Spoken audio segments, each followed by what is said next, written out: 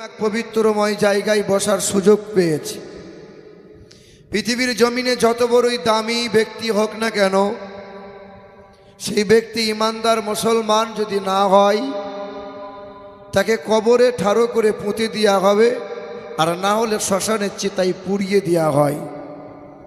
আমি আপনি মুসলমান, জীবনে নামাজ পড়লাম না, রোজা রাখি না, হজ ফরজ আছে হজ করি না, জাকাত দিই না, সারা জীবন অন্যায় করলাম, পেশাব করে পানি নিলাম না, পবিত্রতা অর্জন করলাম না, তাস লটারি জোয়া সুদ সব হারাম কাজে যুক্ত হলাম, কিন্তু আমি মুসলমান, আপনি মুসলমান।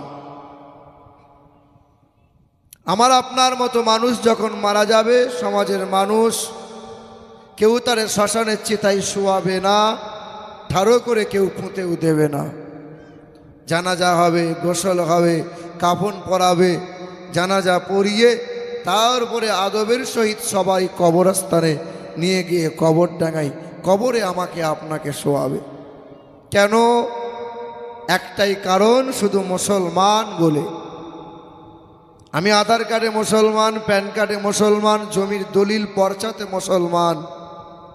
আমার ইমান নাই, আমি রোজা রাখি না, আমি দান খায়রাত করি না, আমি নবীকে ভালোবাসি না, কিন্তু আমার বাপ দাদু মুসলমান বলে আমরা মুসলমান। বছরে একবার কুরবানি দিই, গরুর গোশ খাই, খাসির মাংস খাই, তাই আমরা মুসলমান। আমার বাবাজিরা, ভাইরা আমার, আল্লাহ পাক রব্বুল আলামিন তার প্রিয়তম বান্দাদেরকে এটাই বলেন, ইয়া আইয়ুহাল্লাযীনা আমানুত্তাকুল্লাহ, হে ঈমানদারেরা, হে আমার বান্দারা, তোমরা আল্লাহকে ভয় করো, ভয় করার মতো ভয় করো। আর তোমরা ততক্ষণ পর্যন্ত মরো না যতক্ষণ না সাচ্চা মুমিন মুসলমান না হবে। আগে মুমিন হও, মুসলমান হও, তারপরে আমার কাছে ফিরে আসো। পৃথিবীর মানুষ জীবনভর হারাম খেলো, হারামের সঙ্গে ওঠা বসা করলো, শুধু নামে মুসলমান বলে কবরে তার আগুনে পুরানো হয় না, ঠাড়ো করে কেউ কবরে পুঁতেও দেয় না। সবাই তার গোসল দেয়, সবাই তাই জানাজা পড়ে। বান্দা, তুমি যদি মুমিন মুসলমান হয়ে আসতে পারো, ওয়ালা তামুতুন্না ইল্লা ওয়া আনতুম মুসলিমুন, কবরের আগুন কোনোদিন ছুঁইবে না, জাহান্নামের আগুন তোমারে আমারে স্পর্শ কখনো করবে না। সে আল্লাহ পাকের দরবারে আর একবার শুকরিয়া আদায় করে বলি আলহামদুলিল্লাহ। এসেছি বাবা আমরা কার ইচ্ছায় পৃথিবীতে এসেছি আমরা কার ইচ্ছায়? কার ইচ্ছায় বলেন? আল্লাহর ইচ্ছায়। পৃথিবী থেকে যাব আমরা কার ইচ্ছায়? আল্লাহর ইচ্ছায়। পৃথিবীতে আসার সময় মায়ের পেট থেকে যখন ভূমিষ্ঠ হয়েছি, তখন আমার আপনার ইচ্ছে মতো আসতে কি আমরা পেরেছি? যদি আমরা ইচ্ছে মতো আসতে পারতাম, তাহলে গরিবের ঘরে আসতাম না, রাজা বাদশাহ জমিদারের ঘরেই আসতাম। পৃথিবীতে আসার সময় যদি নিজেরা ইচ্ছে মতো আসতে পারতাম, তাহলে বেনামাজির ঘরে আসতাম না, বেছে বেছে পীর সাহেবের ঘরেই আসতাম। কিন্তু এসেছি কার ইচ্ছায়? আপনাদের এলাকায় পুরুষের সংখ্যা খুব কম, বড় আফসোস লাগছে। যাই হোক, আলহামদুলিল্লাহ, আমার মা বোনরাও তো আছে, পুরুষগুলো নাই ঘরে উপর হয়ে শুয়ে আছে, ও থাক। আমার বাবাজিরা, ভাইরা আমার, আর পৃথিবী থেকে যখন যাব, মৃত্যুবরণ যখন আমরা করব, কার ইচ্ছায় যাব আমরা? ইচ্ছে মতো কি আমরা যেতে পারবো? তার ইচ্ছে মতো যাওয়া লাগবে। তিনি কখন ডাকবেন, কোন দিনে ডাকবেন, সকালে না সন্ধ্যায়, রাত্রি না ভোরে, কখন কোন সময় ডাকবে, আমাকে আপনাকে অগ্রিম জানাবে। জয়, যাচ্ছি, রেডি থাক। মালাকুল মাউত ফেরেশতা ওই সময় হাজির হবে। যে সময় হাজির হবে, ওই সময় বাহানা দিয়ে কেউ পার পাবে? কোনো বাহানা কাজ করবে? অর্থাৎ এসেছি তার ইচ্ছায়। কার ইচ্ছায়? আল্লাহ। পৃথিবী থেকে যাব তারই ইচ্ছায়। আর এই মধ্যখানে সময়টুকু চালাবো কার ইচ্ছায়?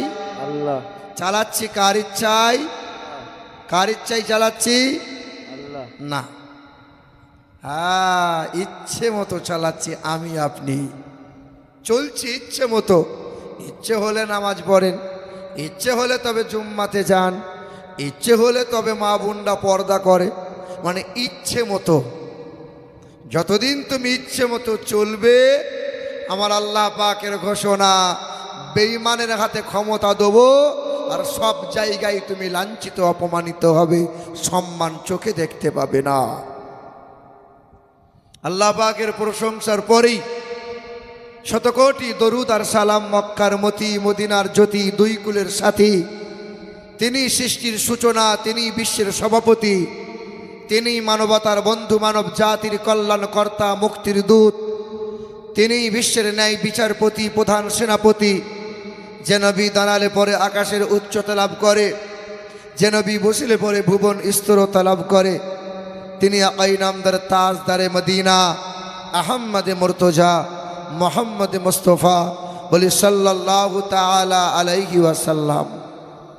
আমার উপস্থিত মায়েরা এবং বোনেরা, আর গুটি কয়েক বসে থাকা আমার ভাইয়েরা, আল্লাহ পাকের দয়া, মায়া, অনুগ্রহ আর শান্তি ধারা আমাদের সকলের উপর বর্ষণ হোক, আল্লাহুম্মা আমিন।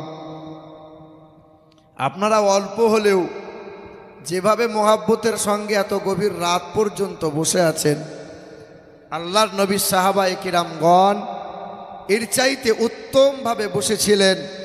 আল্লাহর নবী আমার ওয়াজ শোনাচ্ছিলেন। নবী কোথায় ওয়াজ করছিলেন? মসজিদের বারান্দায় খেজুর গাছের গুড়িতে হেলান দিয়েছিলেন।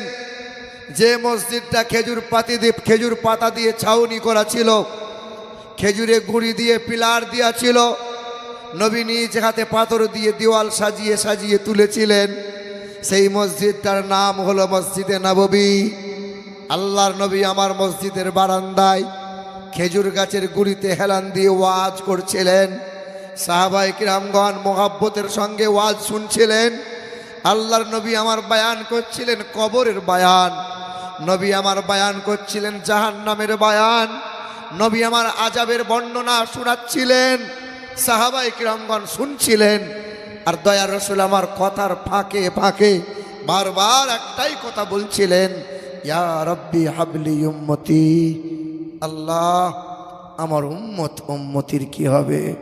আল্লাহ আমার এই উম্মতির কি হবে? এমন সময় একজন মহিলা ঘর থেকে এসেছে, নবীর বিবির একজন দাসী, কাজের মেয়ে। ওই মেয়েটা দৌড়ে এসে মসজিদের সামনে দাঁড়াইয়ে আল্লাহর নবীকে বলছেন, আসসালামু আলাইকা ইয়া রাসূলুল্লাহ, আসসালামু আলাইকা ইয়া হাবিবাল্লাহ। আল্লাহর নবী মাথা তুলে সালামের জবাব দিয়ে বলছেন, মা কি হয়েছে রে? বলে, ইয়া রাসূলুল্লাহ একবার বাড়ি চলুন না, আম্মা জান আপনাকে স্মরণ করেছেন। আম্মা জান মানে নবীর বিবিগণ, আমাদের মা নবীর বিবিগণেরা। আর নবী হলেন রুহানি পিতা, দয়ার নবীর বিবি উম্মাহাতুল মুমিনিন, আমাদের মা। তাই দাসী বলছেন, আপনার বিবি মানে আমার মা আপনাকে ডাক দিয়েছেন। আল্লাহর নবী বলছেন, মা তুই বাড়ি চল, আমি যাচ্ছি। ওই মাদিটা দৌড়ে বাড়ি চলে গেল। আল্লাহর নবী আমার বাড়ি যাওয়ার ভাবনা ত্যাগ করে দিয়েছেন। বাড়ি যাওয়ার ভাবনাকে ত্যাগ করে এই গুনাহগার উম্মতির কথা ভাবতে ভাবতে নবী বাড়ি যাওয়ার কথা আল্লাহ রাসূল কিছু সময় ধরেই ত্যাগ করেছেন, বাড়ি যাওয়ারও হলো না। নবী বাড়ি যায় নাই বলে দ্বিতীয়বার ওই মহিলাটা, ওই কাজের মেয়ে, ওই দাসী, ওই বাঁদিটা আবার এসে মসজিদের সামনে দাঁড়াইয়ে আল্লাহর নবীকে বলছেন, আসসালামু আলাইকা ইয়া রাসূলুল্লাহ। আল্লাহর নবী সালামের জবাব দিয়ে বলছেন, মা কি হয়েছে রে? বলে, ইয়া রাসূলুল্লাহ আম্মা আপনাকে ডাক দিয়েছেন, একবার বাড়ি চলুন না। আল্লাহর নবী দ্বিতীয়বারও বললেন, মা তুই বাড়ি চল, আমি যাচ্ছি। নবী আমার যাচ্ছি বলি এই উম্মতির কথা ভাবতে ভাবতে নবীজি বাড়ি যাওয়ার ভাবনাকে নবী ত্যাগ করে দিয়েছেন। নবীর বাড়ি যাওয়া হলো না। তাই নবী বাড়ি গেলেন না বলে ওই কাজের মেয়ে, ওই দাসীটা তৃতীয়বার আবার নবীজির সামনে, মসজিদের সামনে দরজার কাছে দাঁড়াইছে। তৃতীয়বার আল্লাহর নবীকে কাতর কণ্ঠে কেঁদে কেঁদে বলছেন, আসসালামু আলাইকা ইয়া রাসূলুল্লাহ, আসসালামু আলাইকা ইয়া হাবিবাল্লাহ। আল্লাহর নবী সালামের জবাব দিয়ে বলছেন, মা কি হয়েছে রে, তুই কাঁদছিস কেন রে? পথের মাঝে তোর সঙ্গে কেউ কি দুর্ব্যবহার করলো? তোকে কেউ কি কোনো খারাপ কথা বলেছে? বল না। ওই দিন ওই বাঁদিটা, কাজের মেয়েটা আল্লাহর নবীকে বলছেন, না ইয়া রাসূলুল্লাহ, আমার সঙ্গে কেউ দুর্ব্যবহার করেনি, আমাকে কেউ খারাপ কথা বলে নাই। আপনি বাড়ি যাচ্ছেন না বলে আমার খুব কষ্ট হচ্ছে, একবার চলেন না ইয়া রাসূলুল্লাহ। আপনারই বাড়ির দরজার সামনে নতুন একটা মেহমান এসে দাঁড়িয়ে আছে, ওই মেহমানটা আপনার সাথে মোলাকাত না করে বাড়ি যাবে না বলেছে, চলেন না ইয়া রাসূলুল্লাহ। বাঁদিটা ঝরঝর করে কাঁদে, বাঁদির চোখের পানির দিকে লক্ষ্য রেখে আল্লাহর নবী আমার দৌড়ে দৌড়ে গেলেন, ছুটে গিয়ে নবী আমার থমকে দাঁড়ালেন। আল্লাহর নবীর স্মরণে এসেছে এই ঘরটা, এই বাড়িটা আমারই বিবি, যার নাম মারিয়া কিবতিয়া রাদিয়াল্লাহু তাআলা আনহা। পা পা করে দরজায় আওয়াজ দিয়ে বলছেন, মারিয়া, মারিয়া। আলতো করে দরজাটা বিবি মারিয়া কিবতিয়া খুলে দিয়েছেন, আর দরজার আড়ালে গিয়ে দুধের বাচ্চাকে কোলে নিয়ে ফুঁপিয়ে ফুঁপিয়ে নবীর বিবি কাঁদছেন। আল্লাহ রাসূল আমার পা পা করে গিয়ে তার বিবি মারিয়া কিবতিয়াকে জিজ্ঞাসা করছেন, মারিয়া কাঁদছো কেন? মারিয়া কি হয়েছে বলো না, তোমার কি এমন হয়ে গেল তুমি কাঁদছো? বলবে না মারিয়া, বলো না। বিবি মারিয়া কিবতিয়া বলে না, কান্না করে। আল্লাহর নবী বলছেন, মারিয়া তোমার ডাকে সাড়া দিতে আমার দেরি হয়ে গেছে বলে তুমি রাগ করেছো, তুমি অভিমান করে তুমি কি আর কথা বলছো না? বলো না মারিয়া, তুমি রাগ করো না মারিয়া, আমার উম্মতের কথা ভাবতে গিয়ে আমার বাড়ি আসতে একটু দেরি হয়ে গেছে মারিয়া। তখন বিবি মারিয়া নিজের কোল থেকে দুধের বাচ্চাকে নামিয়ে দিয়ে বলছেন, ইয়া রাসূলুল্লাহ, এই যে আমার দুধের বাচ্চা, যার নাম ইব্রাহিম, আজ 3 দিন হলো ছেলেটা স্তনে মুখ লাগাই নাই, আজকে 3 দিন হলো বারবার মুখে পানি দিই, ছেলে পান করে না, আজ 3 দিন হলো ছেলের গায়ে বড্ড জ্বর, ছেলেটা সকাল থেকে আব্বা আব্বা করে ডাকছিল, আপনার কোলে শুয়ে একটু আদর পেতে চাইছিল, আপনার কাঁধে চড়ে মদিনার বাজার একটু ঘুরতে চাইছিল, একবার নেন না ইয়া রাসূলুল্লাহ। আল্লাহর নবী আমার আপন নিজের বাচ্চা, নিজের ছেলে ইব্রাহিমকে কোলে তুলে নিয়ে আল্লাহর নবী পাটা লটকে পায়ে হাতটা নাড়িয়ে বলছেন, আল্লাহ রাসূল হাত ধরে পায়ে নাড়িয়ে বলছেন, হাতটা এইরকম করে নাড়িয়ে বলছেন, আব্বু বলো না কি চাইছিলে, বলো বলো। নবী আমার নাড়া দিয়েছেন, পা লটকে গেছে, হাত লটকে পড়ে গেছে। আল্লাহর নবী ঠোঁট দুটো নাড়িয়ে আল্লাহ রাসূল আমার বলছেন, আব্বু বলো না কি বলতে চাইছিলে। সেদিন মাসুম বাচ্চা আমার নবীকে কিছু বলতে চাইছেন, কিন্তু আর বলতে পারছে না, ঠোঁট দুটো থরথর করে কাঁপছিল, নবীকে কিছু বলতে চাইছিলেন। আল্লাহ রাসূল কেঁদে কেঁদে বলছিলেন, আব্বু তুমি আমার কাঁধে চড়ে মদিনার বাজার একটু ঘুরতে চেয়েছিলে, তুমি আমার কোলে শুয়ে একবার আদর পেতে চেয়েছিলে, তুমি চাইবে না? বলো না আমার আসতে দেরি হয়ে গেছে, তাই কি তুমি তোমার মায়ের মতো অভিমান করে আমার সঙ্গে আর কথা বলছো না? বলো বলো না আব্বা। আল্লাহর নবীর চোখের পানিটা গড়িয়ে গড়িয়ে বাচ্চার চেহারাতে যেমন পড়ে গেল, বাচ্চাটা চমকে উঠে গেল। দরজার কাছে একটা নতুন মেহমান এসে দাঁড়িয়েছিল, ওই মেহমানের নাম ছিল মালাকুল মাউত ফেরেশতা। ছুটে এসে আল্লাহ রসুলের সামনে বলছেন, ইয়া রাসূলুল্লাহ এবার আপনি আমাকে বিদায় দেন, বাচ্চাকে নিতে এসেছি, আল্লাহর দরবারে নিয়ে চলে যাব। বাচ্চার রুহটা নিয়ে মালাকুল মাউত ফেরেশতা চলে গেল। আল্লাহ রসুল চোখের পানি ফেললেন। সাহাবায়ে কিরামগণ দৌড়ে এসে আল্লাহ রসুলকে বলছেন, ইয়া রাসূলুল্লাহ শাহজাদা পৃথিবীতে আর নাই, আপনার কলিজার টুকরা ইব্রাহিম আর নাই। আল্লাহ রসুল গরম পানি করে গোসল করালেন, নবী আমার সাদা কাপড়টা পরালেন, বিবি মারিয়ার কোলে তুলে দিয়ে বলছেন, মারিয়া, মারিয়া, জনমের মতো একবার দেখে নাও। বিবি মারিয়া কিবতিয়ার কোল থেকে দুধের মাসুম বাচ্চাকে নিয়ে পা পা করে চলে গেলেন। আল্লাহ রসুল আমার কবরস্থ করে দিলেন। নবী আর বাড়ি এলেন না, সারা রাত মসজিদে কাটিয়ে দিচ্ছেন। যে বারান্দায় বসে, যে খুঁটিতে হেলান দিয়ে নবী বায়ান করছিলেন, ওই বারান্দায় ওই খেজুর গাছের গুঁড়িতে হেলান দিয়ে নবী আমার চোখের পানি টপ টপ করে পড়ছিল। আব্দুল্লাহ নামক এক সাহাবী ছুটে গিয়ে দুই হাত বিছিয়ে দিয়েছিল, নবীর চোখের পানি পড়ছিল, আর চোখের পানিগুলো দেহ মুবারক দেহের মাঝে তিনি বুলিয়ে নিচ্ছিলেন। আব্দুল্লাহ নামক সাহাবীটা বাচ্চা ছেলের ন্যায় ফুঁপিয়ে ফুঁপিয়ে কাঁদে। আল্লাহ রসুল বলছেন, তুমি তোমার নিকটতম সাহাবী, তুমি তোমার প্রিয়তম সাহাবী, তুমি কাঁদছো কেন বলো? সাহাবীটা বলছেন, ইয়া রাসূল আল্লাহ, সকালে ঘুম থেকে উঠে আপনার পবিত্র চেহারা দর্শন যদি না পাই আমার দিন ভালো যায় না। সন্ধ্যাবেলায় আপনার বাণী যদি শ্রবণ না করতে পাই আমার রাত ভালো কাটে না। আপনার চোখের পানি দেখে আমি সহ্য করতে পারি না। নবী গো, আপনি দয়া করে কাঁদবেন না। সারা রাত নবী আমার মসজিদের মধ্যে ইবাদতে রাত কাটিয়ে দিলেন। ফজর হলো, সকাল হলো, ইশরাকের নামাজ পড়ে নবী আমার পা পা করে ওই বিবির ঘরে গিয়েছেন। দরজায় আওয়াজ দিয়ে বলছেন, মারিয়া, মারিয়া। ওই কাজের মেয়েটা ছুটে এসে দরজা খুলেছেন। আল্লাহ রসুল বলছেন, আমার মারিয়া কি করে রে? বলে, মা এখনো কান্না করে, কাল থেকে চোখের পানি বন্ধ হয়নি। নবী আমার পা পা করে গিয়ে বিবি মারিয়া কিবতিয়ার গায়ে হাত বুলিয়ে বলছেন, মারিয়া, তুমি কাল থেকে এখনো কাঁদো মারিয়া? তোমার চোখে কি দরিয়া আছে মারিয়া?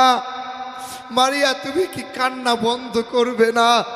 বিবি মারিয়া কিবতিয়া মাথাটা নিয়ে নবীর বুকের কাছে ঠেকালেন, আর চেহারাটা নবীর কোলের মধ্যে লটকে দিলেন।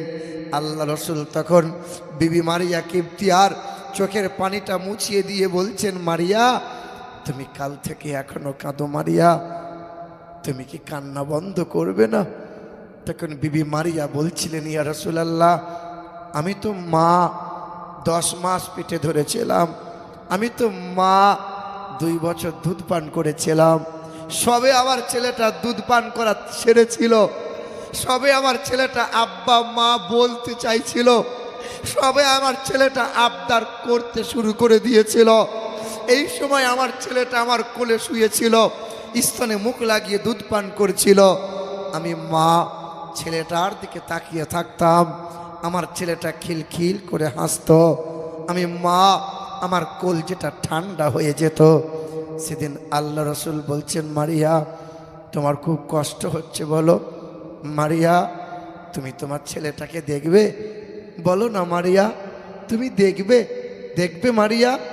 নবী আমার উঠানে নেমে গেলেন, ওই আঙিনায় দাঁড়াইয়ে আকাশের দিকে এই শাহাদত আঙ্গুলটা করে ইশারা করছেন, মারিয়া, মারিয়া, ওই যে দেখবে এসো মারিয়া, ওই যে জান্নাতের বাগানে তোমার ছেলেটা কেমন করে ছুটছে, দেখো, দেখো না, দাই হুড়েরা নিয়ে বাচ্চাকে কেমন করে আদর করছে, বাচ্চাটা খিলখিল করে হাসছে, তুমি একবার দেখো মারিয়া। বিবি মারিয়া কিবতিয়া গেলেন, নবীর কাছে গিয়ে হাতটা ধরে নামিয়ে দিলেন। আল্লাহ রসুল বলছেন, মারিয়া, তুমি তোমার বাচ্চা দেখবে না? দেখবে না মারিয়া? তখন নবীর বিবি মারিয়া কিবতিয়া বলছেন, না ইয়া রাসূলুল্লাহ, আমি দেখব না। কেন? বলে, আমি যদি ছুটে গিয়ে দেখি বিশ্বাসটা আমার চোখের ওপর হয়ে যাবে, আপনার ওপর তো হবে না ইয়া রাসূলুল্লাহ। আপনি বলে দিয়েছেন, আমি মেনে নিয়েছি, আমার ছেলেটা জান্নাতের বাগানে খেলা করছে, খিলখিল করে হাসছে। সেদিন বিবি মারিয়া কিবতিয়া আকাশের দিকে, মানে মালিকের দরবারে দুটো হাত তুলে বলেছিলেন, ওগো দয়ার মালিক, এত নবী রসুল পয়গাম্বার এলো, সংসার তারাও করেছিল, কখনো কখনো সংসার করতে গিয়ে এই উম্মতের কথা ভুলে গিয়েছিল। কিন্তু এমন একটা নবী পাঠিয়েছিল, এমন একটা নবী পাঠিয়েছ মালিক, যে নবী বউ বাচ্চার ভাবনা ত্যাগ করে দেয়, সংসারের ভাবনাকে উজাড় করে দেয়, কিন্তু এক মিনিটের জন্য এই উম্মতিকে ভুলতে পারে না। সেদিন আল্লাহ রসুল কেঁদেছিলেন আর বলেছিলেন, মারিয়া, আমার উম্মতকে আমি বড় ভালোবাসি, সব উজাড় করতে পারি, কিন্তু আমার উম্মতকে ভুলতে পারি না, আমি আমার উম্মতকে ভুলে যেতে পারি না। তাই তো দয়ার নবী হায়াতে 63 সাল জাহিরি জিন্দেগিতে জীবনভর এই উম্মতের ভাবনা ভেবেছেন, উম্মতের জন্য কান্না করেছেন। হায়াতুর নবী, জিন্দা নবী, আজও উম্মতের জন্য কাঁদছেন। কালও তোমার আমার জন্যই হাসরের ময়দানে কাঁদবেন। ওই নবীজির মোহাব্বতে ভক্তি ভরে সকলে ঝুমে ঝুমে আর একবার দরুদ শরীফ পড়েন, আল্লাহুম্মা সাইয়্যিদিনা মুহাম্মাদ ওয়া আলা আলি সাইয়্যিদিনা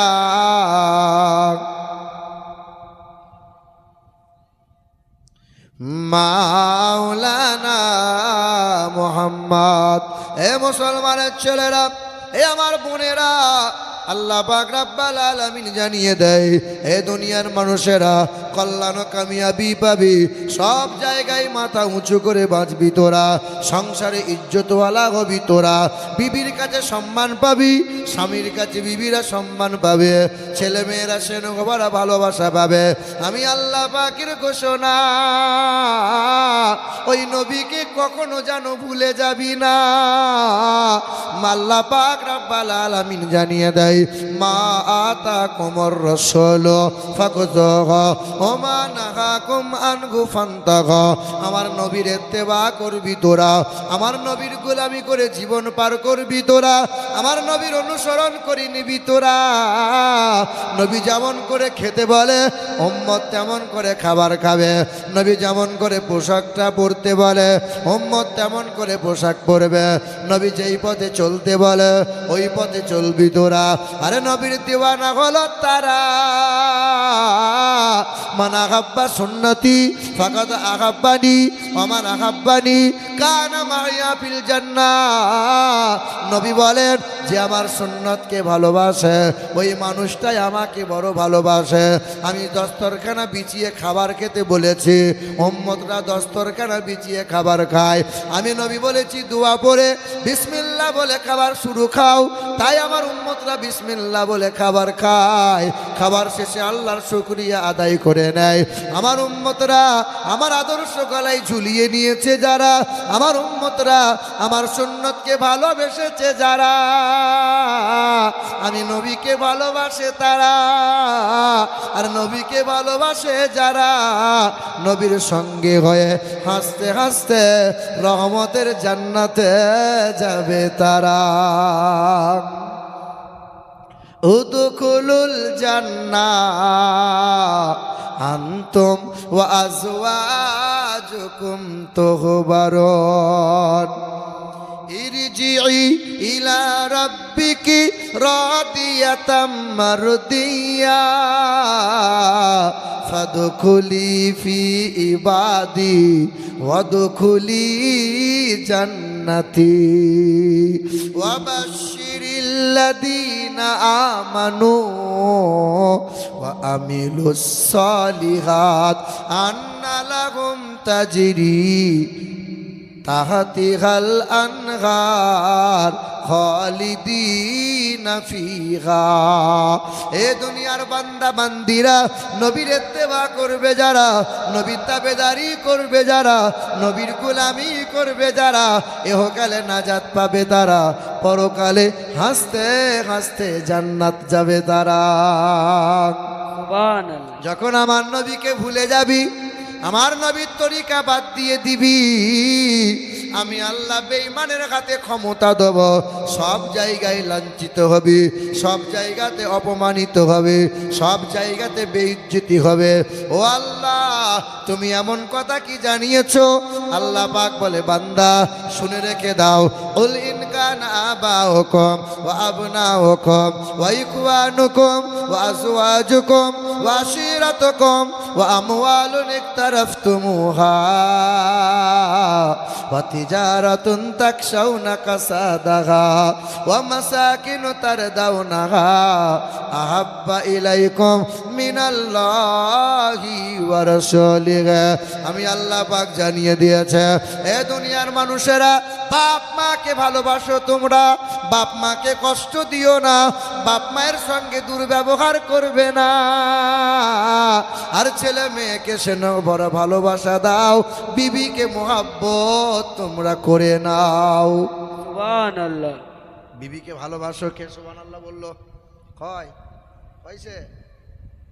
এই যে কথা বলি শোনেন, দয়ার নবী বলেন, হে দুনিয়ার মানুষের, আল্লাহর কালাম পড়ো, আল্লাহ পাকের ঘোষণা, বাপ মাকে ভালোবাসো তোমরা, ভাই বোনের সাথে সুসম্পর্ক রাখো তোমরা, বিবিকে মোহাব্বত করো, যেন তোমরা ব্যবসা করো, চাকরি করো, চাষ আবাদ করো, টাকা পয়সা রুজি রোজগার করো, বাড়ি গাড়ি করো, আহারে ছেলে মেয়েকে সেনবারা ভালোবাসা দাও। আমি আল্লাহর ঘোষণা, আহাব্বা ইলাইকুম মিনাল্লাহ ওয়া রাসূলিহি। টাকা পয়সা রোজগার করতে গিয়ে আমার নবীকে যেন ভুলে যাবি না। যখন আমার নবীকে ভুলে যাবি তোরা, দরজার সামনে খোদার গজব নামিয়ে দেব। আদরের বিবি থাকবে ঘরে, গায়ে হাত বোলাবে না, আর পায়ে তেল দেবে না। ছেলে থাকবে মনের মতো, তারা কেউ আব্বা বলে চাইবে না। কষ্ট করে বালাখানা বানাবি বেটা, কিন্তু ভোগ করতে পাবি না। আর পাড়ার বন্ধু অনেক থাকবে, কাছে কেউ আসবে না। আমি আল্লাহর গজব নামিয়ে দেব, খাঞ্চা বাড়া খাবার থাকবে, খেতে মাল পাবি না। চাষা 4টে রসগোল্লা খাও। বলে না বাপ, 400 সুগার। বলে বাপ, কুরবানির 2-4 পিস গোশ খাও। বলে খাওয়া যাবে না, হাই প্রেশার। খাঞ্চা বাড়া খাবার থাকবে, সবাই খাবে, তুমি খেতে পাবে না। আমার নবীকে যেন ভুলে যাবে না।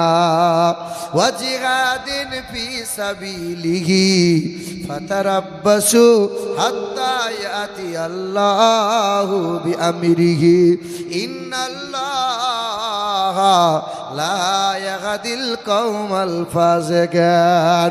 আমি আল্লাহর গজব নামিয়ে দেব, সব জায়গায় বেইজ্জতি হবি, আর মরণ হবে ফাসিক হয়ে, ইমানদার হয়ে যেতে পারবি না। আমার নবীকে যখন বুকে রাখবি, সব জায়গায় মাথা উঁচু করে বাঁচবি। ষষ্ঠ জাতি কারা? কারা বলো? ষষ্ঠ ধর্ম কারা পেল? আমরা। ষষ্ঠ জাতি হলাম আমরা, ষষ্ঠ ধর্ম পেলাম আমরা, ষষ্ঠ কিতাব পেয়েছি আমরা, ষষ্ঠ নবী পেলাম আমরা। আমাদের কালেমা এক, তোমার আমার কাবা এক, তোমার আমার কোরআন এক, তোমার আমার দিন ধর্ম এক, তোমার আমার আল্লাহ এক। তুমি আমি সবাই তো এক হালতে এলাম, পৃথিবীতে সবাই এক হালতে এলাম। তুমি বলো, আমি বলো, ছেলে বলো, মেয়ে বলো, সবাই ন্যাংটো হয়ে এলাম। এসেছি না আসি নাই? না, হাফেজ সাহেব, ইমাম সাহেব বোধহয় লুঙ্গি পরে এসেছিল। সবার হালত কিন্তু এক। পৃথিবী থেকে যখন যাব, সবাই যখন চলে যাব, সবার গোসল হবে, জানাজা হবে, সবাইকে সাদা কাপড়ে মোড়ানো হবে। না, পীর সাহেব বলে বোধহয় কাপড়ের রংটা লাল হবে, কথা বলে না? সবার কাপড় হবে এক কালার, সবার পুরুষ মানুষের কাপড় হবে 3 টুকরা, সব মহিলাদের কাপড় হবে 5 টুকরা, সবার কবর হবে 3.5 হাত। সবাইকে প্রশ্ন করা হবে 1 হাফেজ সাহেবকে যে প্রশ্ন করা হবে তোমাকেও সেই প্রশ্ন করা হবে, আমার বোনটাকে যে প্রশ্ন করা হবে আমার ভাইটাকেও সেই প্রশ্ন করা হবে। তাহলে তোমার আমার আল্লাহ এক, তোমার আমার কাবা এক, তোমার আমার কোরআন এক, তোমার আমার দিন ধর্ম এক, তোমার আমার কালেমা এক, তুমি আমি এক হালতে এলাম, সবার হালত হবে এক, কবরে হবে এক। তবে কেন এত মারামারি খুনোখুনি বাবা? কোরআন বুকে নাও, নবীকে আঁকড়ে ধরো, ওই চকলেটের মতো যেই দিন কবরে নামিয়ে শুইয়ে দেওয়া হবে সেই দিন জানা যাবে তোমার আমার বাহাদুরি কতটা। ষষ্ঠ জাতি আমরা, ষষ্ঠ ধর্ম পেলাম আমরা, ষষ্ঠ কিতাব পেয়েছি আমরা। পৃথিবীর জমিনে লাঞ্ছিত আর মার খাচ্ছে কারা? কারা বলো? মুসলমান। আল্লাহ বলে না তোরা তো মার খেতে পারিস না, লাঞ্ছিত হতে পারিস না, তবে পৃথিবীর জমিনে তোরা মার খাবি, কারণ এটা আয় আমার নবীর গুলামি তোরা ত্যাগ করে দিয়েছিস, আহলে বায়েতকে মোহাব্বত করা ছেড়ে দিয়েছিস, আমার নবীর অনুসারী বাদ চলে গেল। এ মুসলমান নওজোয়ান যুবকেরা, বাংলার জমিনে যারা হাল ফেলে নেতা হলো, কখনো অসীম সরকার বলো, কখনো অধিকারী বলো, কখনো ঘোষ বলো, রাত দিন মুসলমানদের বিরুদ্ধে কটাক্ষ করে, রাত দিন মুসলমানদের বিরুদ্ধে চক্রান্ত করে। করছে কি করছে না? ভারতের জমিনে কখনো মসজিদ ভেঙে দেয়, কখনো মাদ্রাসাগুলো গুঁড়িয়ে দেয়, কখনো বুলডোজার দিয়ে মসজিদগুলো ধ্বংস করে দিচ্ছে, শহীদ করে দিচ্ছে, কখনো মাজারগুলো ভেঙে দিচ্ছে, কখনো মসজিদের মাইক নামিয়ে দিচ্ছে, কখনো মুসলমানদের দাড়ি ধরে জয় শ্রীরাম বলে হত্যা করেছে, বিদেশে কাজ করতে যাওয়া ছেলেগুলোকে জয় শ্রীরাম বলে আর তাদেরকে বিদেশ থেকে বিতাড়িত করে। এ বাবাজিরা, ভাইরা আমার, এ আমার বোনের, আমার ভাইরা, পৃথিবীর জমিনে মুসলমান তো মার খেতে পারে না, কিন্তু মার খাবো কেন? হে বাবাজিরা, ভাইরা আমার, ইতিহাস শুনিয়ে দাও, ইতিহাস মনে করিয়ে দাও। এই মুসলমান জাত হলো সিংহের জাত, এই মুসলমান জাত হলো সিংহের জাত। আমরা ওয়াকফ নিয়ে আন্দোলন করছিলাম কি করছিলাম না? কথা বলে না? আচ্ছা, ওয়াকফের বিল কি বাতিল হবে? আপনাদের মনে কি হয়, বাতিল হবে? আমাদের একটা মসজিদ ভাঙলো, বাবরি মসজিদ, 92 সালের ডিসেম্বরের 6 তারিখে। ওই বাবরি মসজিদ যখন শহীদ করে দিল, আমরা গোটা বিশ্বের মুসলমান আন্দোলন করেছিলাম মসজিদ কেন ভাঙবে। তখন আমরা মুসলমানরা শান্ত হলাম আর বললাম একটা মসজিদ যাচ্ছে যাক, ভারতের জমিনে হিন্দু মুসলমান সম্প্রীতি বজায় থাক। একটা মসজিদ যেমন কেড়ে নিল, তারপরে পরই 5টা মসজিদে আক্রমণ শুরু করে দিল। মথুরা বলো, জ্ঞানবাপী বলো, এই রকম করে 5টা মসজিদের প্রতি আক্রমণ হলো। 7 জন মুসলমান নওজোয়ানকে গুলিবিদ্ধ করে হত্যা করে দিল। তারপরে 3 তালাক নিয়ে বিল পাশ করলো, মুসলমানরা আন্দোলন শুরু করলো। ওই বিল এখনো বাতিল হলো না। নূপুর শর্মা নবীর চরিত্র নিয়ে কটূক্তি করে দিল। সবাই আন্দোলন করেছিলাম নূপুর শর্মার ফাঁসি চাই, নূপুর শর্মার ফাঁসি চাই। বলো ফাঁসি কি হয়েছে? এ বাবা ভাইরা আমার, এখন ওরা বলছে মুসলমান তোমাদের ভালো চাই, তাই তোমাদের ওয়াকফের সম্পত্তিগুলো, দানের জায়গাগুলো আমাদের হাতে তুলে দাও। আমার জায়গা দান করলাম মসজিদে, আমার জায়গা দান করলাম মাদ্রাসায়, কবরডাঙ্গায়। ওরা বলছে দানের জায়গা, ওয়াকফের জায়গা দিয়ে দাও, তোমাদের ভালো করব, ভালো চাই। এতদিন কি একটাও কি ভালো করেছো বাবা? এতদিন একটাও কি মুসলমানদের ভালো করেছো? হে ভাইরা আমার, মুসলমানরা যখন আন্দোলন শুরু করলো মুসলমানদের ব্রেনকে ঘুরিয়ে দেওয়ার জন্য, কাশ্মীরে রাজনৈতিক চাল একটা ঘটিয়ে দিল। আর তখন বলল মুসলমানরা করিয়েছে। জঙ্গি ছিল যারা, সব মুসলমান ছিল তারা। জঙ্গিদের ধর্ম হয় না? ধর্ম যদি না হলো প্যান্ট খুলে খুলে মারলো কেন? দেখছে হিন্দু লে গুলি করে মার। ভাইরাই আমার, না না, 2 বছর আগে 4 জন নওজওয়ানকে জয় শ্রীরাম বলিয়েছিল। মুসলমানের 4 জন ছেলে জয় শ্রীরাম বলে নাই বলে আগুনে পুড়িয়ে ছাই করে দিয়েছিল। তারা কোন ধর্মের ছিল তারা? না বন্ধু না, সন্ত্রাসী করে যারা, মানুষ হত্যা করে যারা, তারা কখনো ধার্মিক হতে পারে না, তাদের কখনো ধর্ম থাকতে পারে না। এ বাবাজিরা, ভাইরাই আমার, গোটা বিশ্বের মাটিতে মুসলমানদের চক্রান্ত, মুসলমানদের বিরুদ্ধে উস্কানিমূলক মন্তব্য, মুসলমানদের শত্রুতার অভাব আছে বাবা। গোটা বিশ্বের মানুষ দেখবেন খ্রিস্টান নিয়ে কোনো ঝামেলা নাই, হিন্দুদের নিয়ে কোনো ঝামেলা নাই, শিখদের নিয়ে কোনো ঝামেলা নাই, বুদ্ধদের নিয়ে কোনো ঝামেলা নাই, জৈনদের নিয়ে কোনো ঝামেলা নাই, ঝামেলা তো মুসলমানদের নিয়ে। কিন্তু বন্ধুরা, ইতিহাস ভুলে যেও না। আজ আছো, কাল থাকবে না, 5 বছর থাকবে, তারপরে হয়তো থাকবে না। কিন্তু গোটা বিশ্বকে শোষণ করেছিল, গোটা বিশ্বের বাদশা ছিল, তার নাম ছিল নমরুদ। কি নাম? ওই নমরুদ কি বলেছিল? ওই নমরুদ বলেছিল আল্লাহকে মার্ডার করব। কি করব? ইব্রাহিম নবী আলাইহিস সালাতু ওয়াস সালামকে ডাক দিল, ও ইব্রাহিম নবী, তোমার আল্লাহকে বলে দাও, আল্লাহ কিন্তু খুব বাড়াবাড়ি করছে। কি করবি? বলে আল্লাহকে মার্ডার করে দেবো। যে কর, চেষ্টা কর, একবার দেখ। ওই বেঈমান বাদশাহ নমরুদ বড় একটা তীরধনুক বানাইছিল, পাহাড়ে উচ্চ চূড়ায় দাঁড়াইছিল, কারণ আকাশে নাকি আল্লাহ বসে আছে। সোজাসুজি আকাশের দিকে তীর ছুড়ে দেবো, আল্লাহ মার্ডার হয়ে যাবে। বলেন তো বাবা, আল্লাহ আছেন কোথায়? কোথায় গো? হে, আল্লাহ আছে কোথায়? আল্লাহ আছে কোথায়? শুনছেন? কোথায় আল্লাহ আছে গো? এটা গজলে বলছে, আসমানে আছো প্রভু, আমি জমিনে। হ্যাঁ হ্যাঁ গো, আল্লাহ আছে কোথায়? আসমানে বসে আছে আল্লাহ, আইসক্রিম খাচ্ছে নাকি? ওয়া নাহানু আকরাবু ইলাইহি মিন হাবলিল ওয়ারিদ। বান্দা, তোমার ভাবনা চেঞ্জ করতে হবে।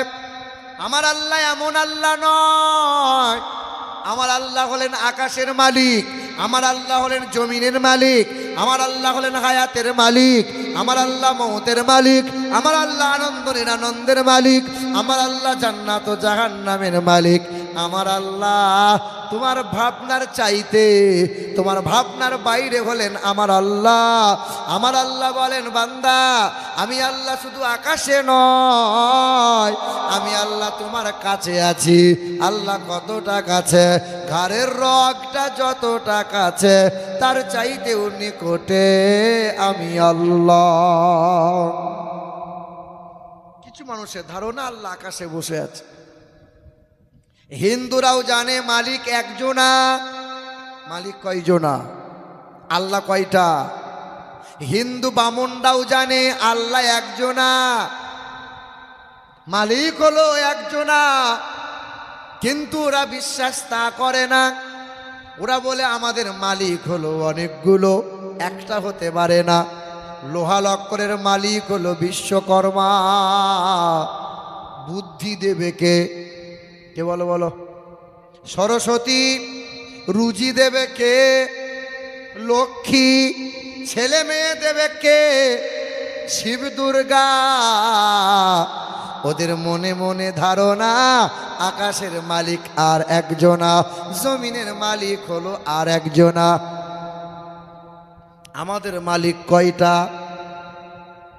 ঈশ্বর সর্বস্ব জাগতং ব্রহ্ম সর্বদং খালিদং ধর্মবাহং পাপমাদং না দ্বিতীয়াম না তৃতীয়াম চতুর্থ না পঞ্চতে আল্লাহ জ্যেষ্ঠাং ষষ্ঠাং পূর্ণং পন্নাং বরম্ভরং আল্লাহ আল্লাহ আল্লাহ আদাল্লাং বুকমেকম নিখাতকাম। হে বন্ধুরা আমার, এক আল্লাহ, তিনি জ্যেষ্ঠ, তিনি ষষ্ঠ, তিনি মহান প্রতিপালক।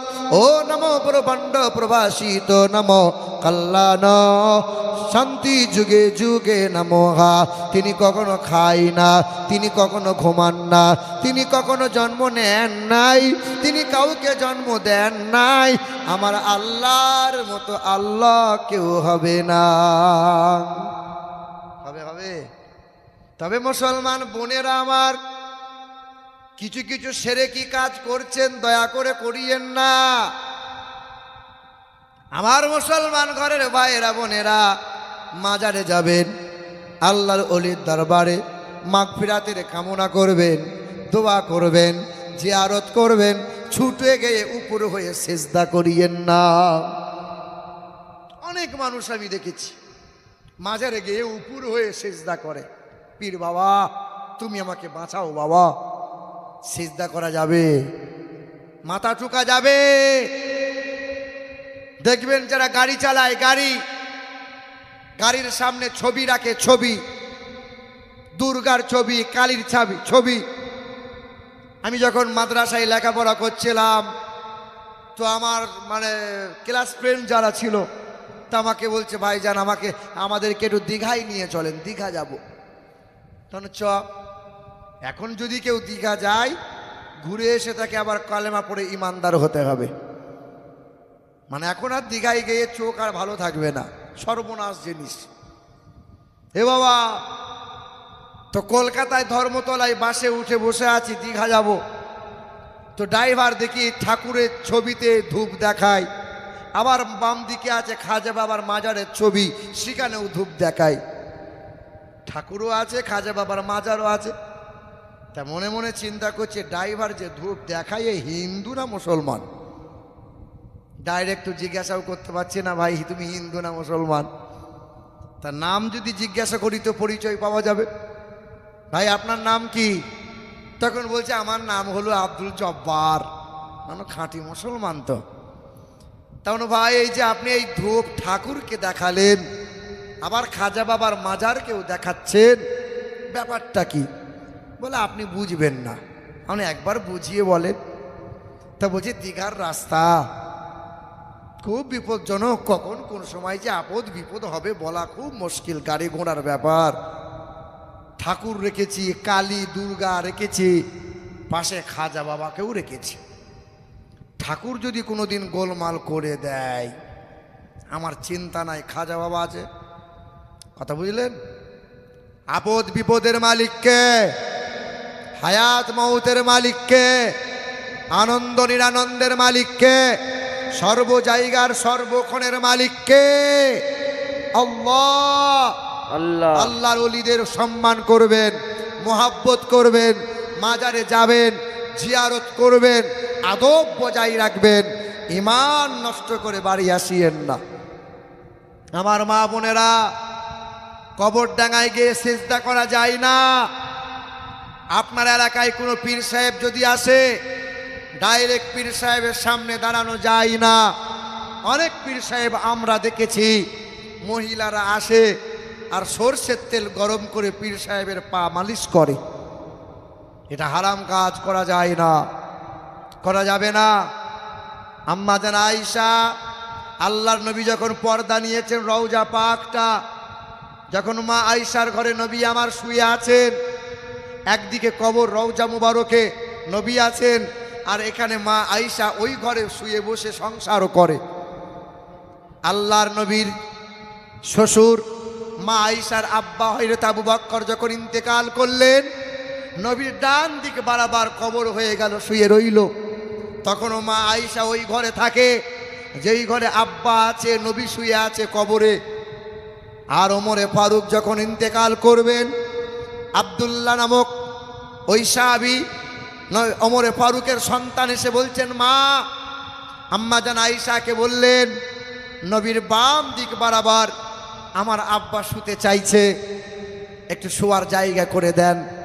আম্মা আয়েশা দেখলেন ওমরে ফারুক তো পরপুরুষ। যখন ওমরে ফারুক রাদিয়াল্লাহু তাআলা আনহুর কবর হয়ে গেল, মা আয়েশা ঘর ছেড়ে দিলেন, কারণ পরপুরুষের সামনে আর থাকা যায় না। আমার মা বোনেরা পর্দা করবেন। এখানকার মা বোনরা তবু মাশাআল্লাহ ভালো, পর্দায় চলে, নামাজ কোরআন পড়ে, স্বামীর কথা মতোই চলে, চলে কি চলে না? ঠিক বলছেন তো নাকি? চলে না। এই তুমি বিয়ে করেছো তো নাকি? কে বলছো? বিয়ে করেছো? বিয়ে করেছে? বিয়ে করেছে? ওর কপাল গেল, ওর কপাল খারাপ। বিয়ে দিয়া মানে সারা জীবন কেঁদে মরে যাবে। এবার এ বাবাজিরা ভাইরা আমার, দেখবেন পৃথিবীর জমিনে সবচেয়ে বেশি হার্ট অ্যাটাক করে মারা যায় পুরুষরা না মহিলারা? কারা বেশি হার্ট অ্যাটাক করে মারা যায়? আজ পর্যন্ত শুনেছো যে অমুক ব্যক্তি অমুক মহিলাটা হার্ট অ্যাটাক করে মারা গেল? শুনবে না। কারা বেশি মারা যায়? বর্তমানে চিকিৎসা বিজ্ঞান বলছে পুরুষ মানুষরা হার্ট অ্যাটাক করে মারা যাওয়ার তার মূল কারণ হলো তাদের বিবিরা। দেখবে সারাদিন মেহনত করে মাঠ ঘাট হাট বাজার করে যখন বাড়ি ফিরবে, এমন সময় এমন একটা কথা ছুড়ে দেবে মানে যে কলজে সেদ্ধ হয়ে গেল। কি বলছে বলো? এ বিবির জ্বলনে চিন্তা মন খারাপ করতে করতে মানসিক পিসার এত পরিমাণে অত্যাচার হয় যা অতি অল্প দিনে এই পুরুষ মানুষ হার্ট অ্যাটাক করে মারা যায়। এই যে আমি বায়ান করছি, আমাকে যদি বলা হয় যে বায়ানটা চণ্ডীপুরের মাটিতে 2 ঘন্টা আপনি শুনিয়ে দিলেন, আপনার বায়ানটা আপনার বউয়ের সামনে করে আসেন তো দেখি। বউ এক সাংঘাতিক জিনিস। ও হুজুর বলো আর হাফেজ সাহেব বলো আর ইমাম সাহেব বলো, কি বলছে বলো? ও হচ্ছে বড় হুজুর। কে কে? বিবি। আপনার গ্রামে আমি বলেন আর ইমাম সাহেব বলেন সাংঘাতিক হুজুর, আর বিবির কাছে গেলে আমি তখন খেজুর। কি বলছি বলো? না ভুল বলছি নাকি? হে বাবাজিরা ভাইয়ের আমার, যে সংসারে মা বোনেদের কথা কম থাকবে সেই সংসারে স্বামীরা বড় সুখী, আর যে সংসারে মহিলার কথা বেশি তার জীবনও গেল, তার কপালও গেল। কথা বুঝতে পারছেন? কিছুদিন আগে হুগলি জেলায় জলসা করে আমি ঘরে বসে বসে খাবার খাচ্ছি, আর একজন মহিলা ঘোমটা কেটে শুধু উঁকি মারছে। তা আমি বলছি আমার মহিলাটা কি আমাকে দেখবে না, কীরকম করছে? তখন বলছি হুজুর আর আপনাকে দেখবো না, দেখে এলাম, আপনাকে দেখে এলাম। তা কি চাই বলো? বলে হুজুর আমার স্বামী এই, আমার স্বামী তাই, আমার স্বামী ওই, আমার স্বামীর জন্য তাবিজ দেন একটা। তা আমি চিন্তা করছি আমার সামনে যদি ওর স্বামীর জন্য এত অভিযোগ করে, ওর যে স্বামী হয়েছে তার কপালে কি আগুন জ্বলে। কথা বুঝতে পারছেন তো? সংসারে যার কথা বেশি, তা আমি চিন্তা করলাম এ আমার কাছে চাইছে তাবিজ। কিসের তাবিজ? বলে স্বামীকে বশ করে রাখবো, স্বামী যেন আমার কথা মতো চলে। এখানকার মা বোনটা চাই কি চাই না স্বামীর বশ করে রাখবো? 100-র মধ্যে 98টা মহিলাই চাই যে আমার স্বামী আমার বশে চলুক, আমার স্বামী যেন আমার শাশুড়ির কথা মতো না চলুক। কি বলছি বলো? হ্যাঁ, 100-র মধ্যে 98টা মহিলা। আর এমন মন্ত্র শিখে এসেছে মায়ের বাড়িতে, বুঝলেন? 2-4 মাস সংসার করবেন, কানে কানে যে ফুঁক দিয়ে দেবে, 2-4 মাস পরে তখন আব্বাকে বলছে আব্বা আমি আলাদা হব আর আমি কাটাবো না, আর তখন আলাদা ভিন্ন হয়ে যায়। কি বলছো? হে বাবাজিরা ভাইরা আমার, তো আমাকে বলছে হুজুর তাবিজ দেন আমার স্বামী যেন আমার বশে থাকে। তা আমি মনে মনে চিন্তা করলাম তাবিজ যদি দিতে হয় তাহলে একটাই তাবিজ দেবো, সেটা হলো মুখ বন্ধ করা তাবিজ। কি বন্ধ করা তাবিজ বলো? এই মহিলার যদি মুখ বন্ধ থাকে ওই সংসারে আলহামদুলিল্লাহ সুখ পাবে। কিছু মহিলা হিজাব করছে আবার স্বামীকে তুই তুকারি করছে, কিছু মহিলা বোরখা পরে হিজাব পরে আবার স্বামীকে গাল বন্ধ করে সুযোগ পেলে। বলো বলো ঠিক কিনা বলছি? ঠিক না ভুল? ঠিক নয় মানে মাল সব ঘা খাওয়া মাল সব। এ বাবাজিরা ভাইরা আমার, রাগ করিয়েন না, কষ্ট নিয়েন না। তো নতুন বছরের ক্যালেন্ডার ঝুলছিল ওই ঘরে, ক্যালেন্ডারটা ছিঁড়ে কালো সুতোই বেঁধে আমি বললাম বোন আমার এই তাবিজটা দিলাম, এই তাবিজটা যেন খুলবি না। তা বলছে হুজুর গলায় নেবো না হাতে? না হাতেও নিতে হবে না, গলায়ও বাঁধতে হবে না। তখন মহিলাটা বলছে হুজুর স্বামীর বালিশে দিলে কাজ হবে না? বালিশে মানে ও জানে কোথায় দিলে কাজ হবে। তা আমি বললাম বালিশে আর দেওয়া লাগবে না। তা হুজুর তাবিজটা রাখবো কোথায়? তা আমি বললাম স্বামী যখন হাট বাজার মেহনত করে যখন বাড়ি ফিরবে, ছুটে গিয়ে স্বামীকে বলবি আসসালামু আলাইকুম। স্বামীকে বলার পর, সালাম দেওয়ার পর এই তাবিজটা দাঁতে করে টিপে ধরে থাকবি, কথা বলবি না। 40 দিন পরে বলছে আসসালামু আলাইকুম হুজুর। ওয়ালাইকুম সালাম। কে? বলে আমি সে। কি হয়েছে বল? বলে হুজুর আপনি তো পীর সাহেব। তাহলে কি করে বুঝলি আমি পীর সাহেব? বলে আপনার তাবিজের সাংঘাতিক কাজ, আমার স্বামী আর অশান্তি করে না। করবে কি করে? তো মুখ বন্ধ করে রেখেছিলাম। কথা বুঝতে পারলেন না? আমার ভাইরা, বাড়িতে যাবেন, শুনে রাখো মা বোনরা, যার স্বামী বউকে ভালোবাসে না, আর যে স্ত্রীটা স্বামীকে সম্মান করে না, ওই স্বামী স্ত্রীকে বেশি বেশি সালাম দেবে। নবীজি বলেছেন ওই বিবিরা বেশি বেশি সালাম দেবে, ঘন ঘন সালাম দেবে তার স্বামীকে, ঘন ঘন সালাম দেবে। দরজা দিয়ে বার হবে, আসসালামু আলাইকুম, আপনি তাড়াতাড়ি চলে আসবেন। এমন মিষ্টি কথা বলবে, কলজে যেন সে ঠান্ডা হয়ে যাবে। সারাদিন মেহনত করে বাড়ি এসছে, আর এমন একটা কথা ছুড়ে দিল, মনে হচ্ছে ভাত আর খাবো না, এবার গাছের গোড়ায় গিয়ে বসে থাকি। বলো বলো, হয় কি হয় না? আচ্ছা, জীবনে তো আপনি বউকে সালাম দিলেন না, যে আমি বললাম যে বিবিকে সালাম দিয়ে না আপনারা।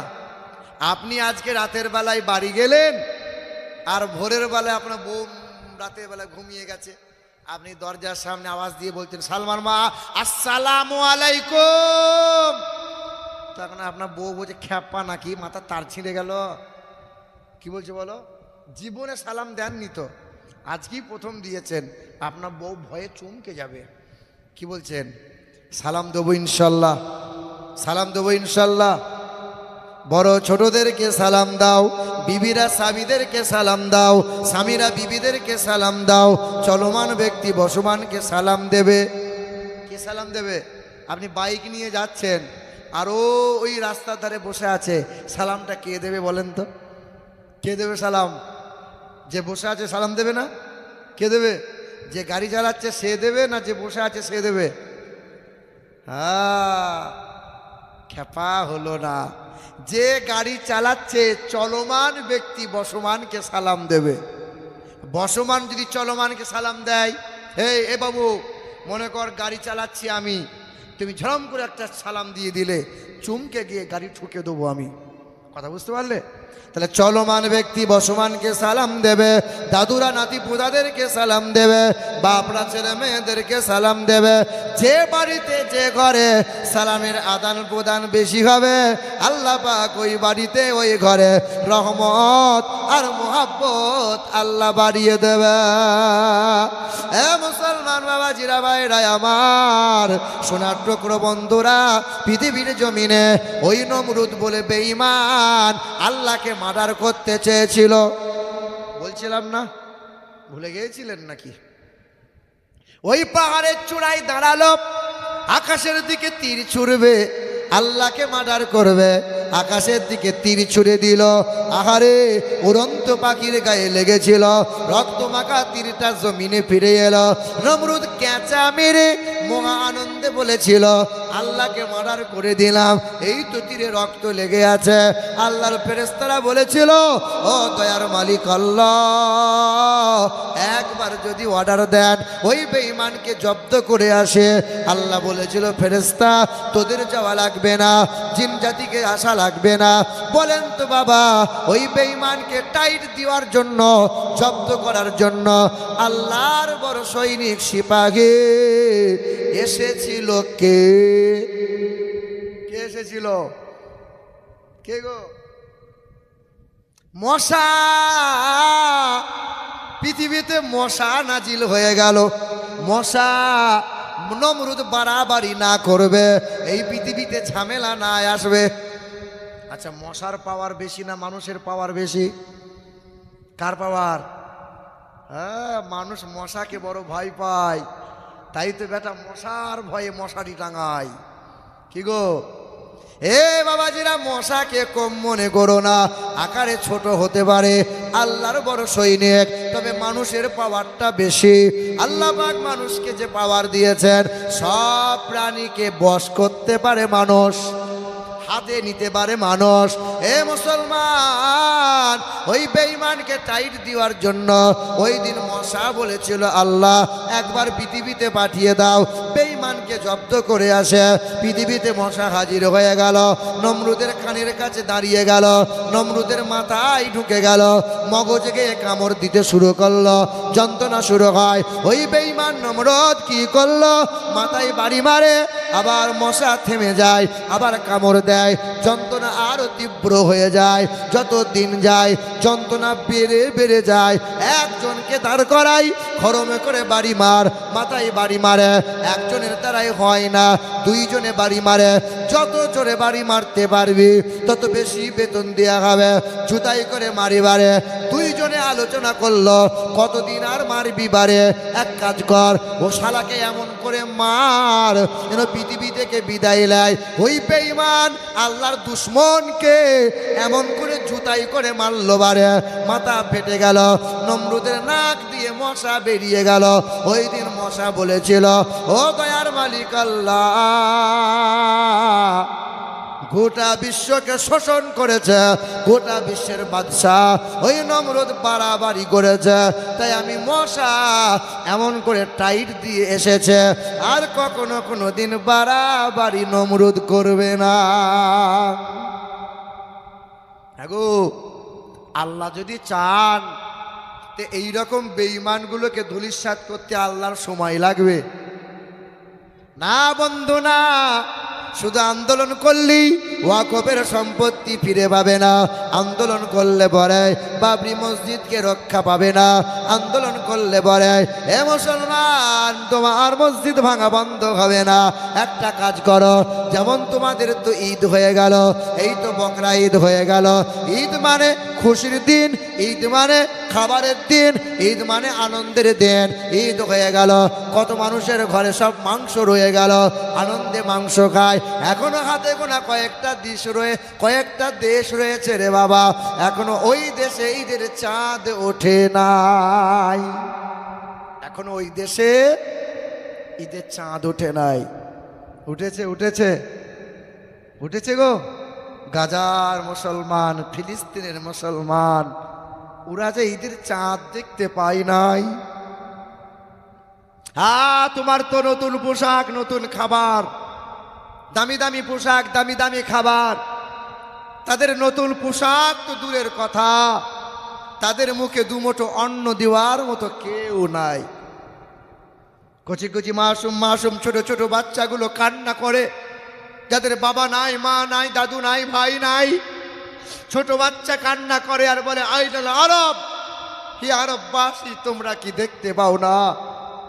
আকাশের চাঁদ দেখতে পাও দূরবীন দিয়ে, অথচ 1200 কিলোমিটার দূর ফিলিস্তিনের মুসলমানদের দেখতে পাও না। তোমরা যখন খাসির রান চিবাও, তোমরা যখন মাংস আনন্দে খাও, আমরা তখন ঘাস পাতা ছিঁড়ে ছিঁড়ে খাই। তোমাদের মনে কি মায়া হয় না? আমরা তো তোমাদেরই ভাই, আমরা তো তোমাদেরই বোন। এত কথা বলছো কেন? এ মুসলমান, ফিলিস্তিনের ছোট ছোট মাসুম মাসুম বাচ্চাগুলো, একজন সাংবাদিক জিজ্ঞাসা করছিল ছোট বাচ্চাকে, বাবু নামাজ পড়ো? বলে আমরা সারাদিনে 6 বার নামাজ পড়ি। কয়বার? বলে সবাই তো 5 বার পড়ে, তোমরা 6 বার কেমনে পড়ো? বলে আমরা প্রতিদিন জানাজার নামাজ পড়ি, আমাদের প্রতিদিন জানাজার নামাজ পড়া লাগে, সারাদিনে 6 বার আমাদের নামাজ পড়তে হয়। কোনো বাচ্চা কাঁদে আর বলে, আল্লাহ আর ঘাস পাতা ছিঁড়ে খেতে আর ভালো লাগে না, শুনেছি নাকি জান্নাতের অনেক দামি দামি খাবার, আল্লাহ আমাদের তাড়াতাড়ি উঠিয়ে নাও না আল্লাহ।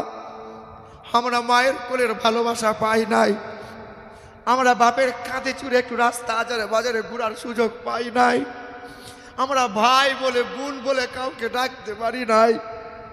আমরা নিঃস্ব হয়ে গেছি, আমাদেরকে উঠিয়ে নাও না আল্লাহ।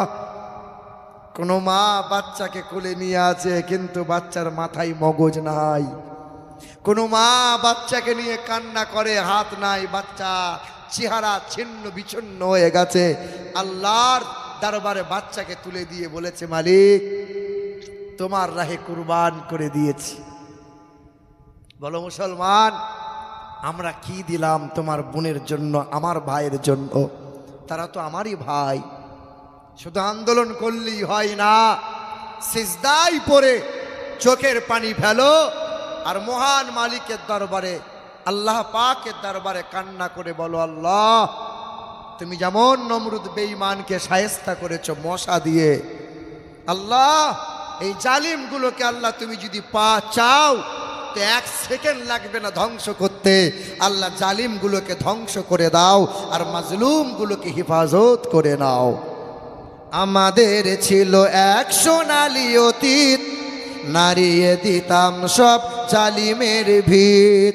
আমাদের ছিল এক সোনালী অতীত, নাড়িয়ে দিতাম সব জালিমের ভিত। আইন ছিল শুধু ইনসাফের, জুলুম রুখে দিতে হতো না দেরি।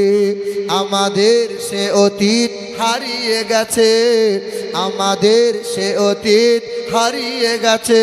মাজলুম আজ তাই কেঁদে মরে, হারিয়েছি যা তা কি পাবো ফিরে, হারিয়েছি যা তা কি পাবো ফিরে। তুমি না জাগিলে তাকে কে ফিরাবে? ইয়া শাবাব ইস্তাইকে, হে যুবক জেগে ওঠো। জোরে বলি নারে তাকবীর, নারে তাকবীর, নারে রিসালাত, নারে হায়দারি, নারে হায়দারি।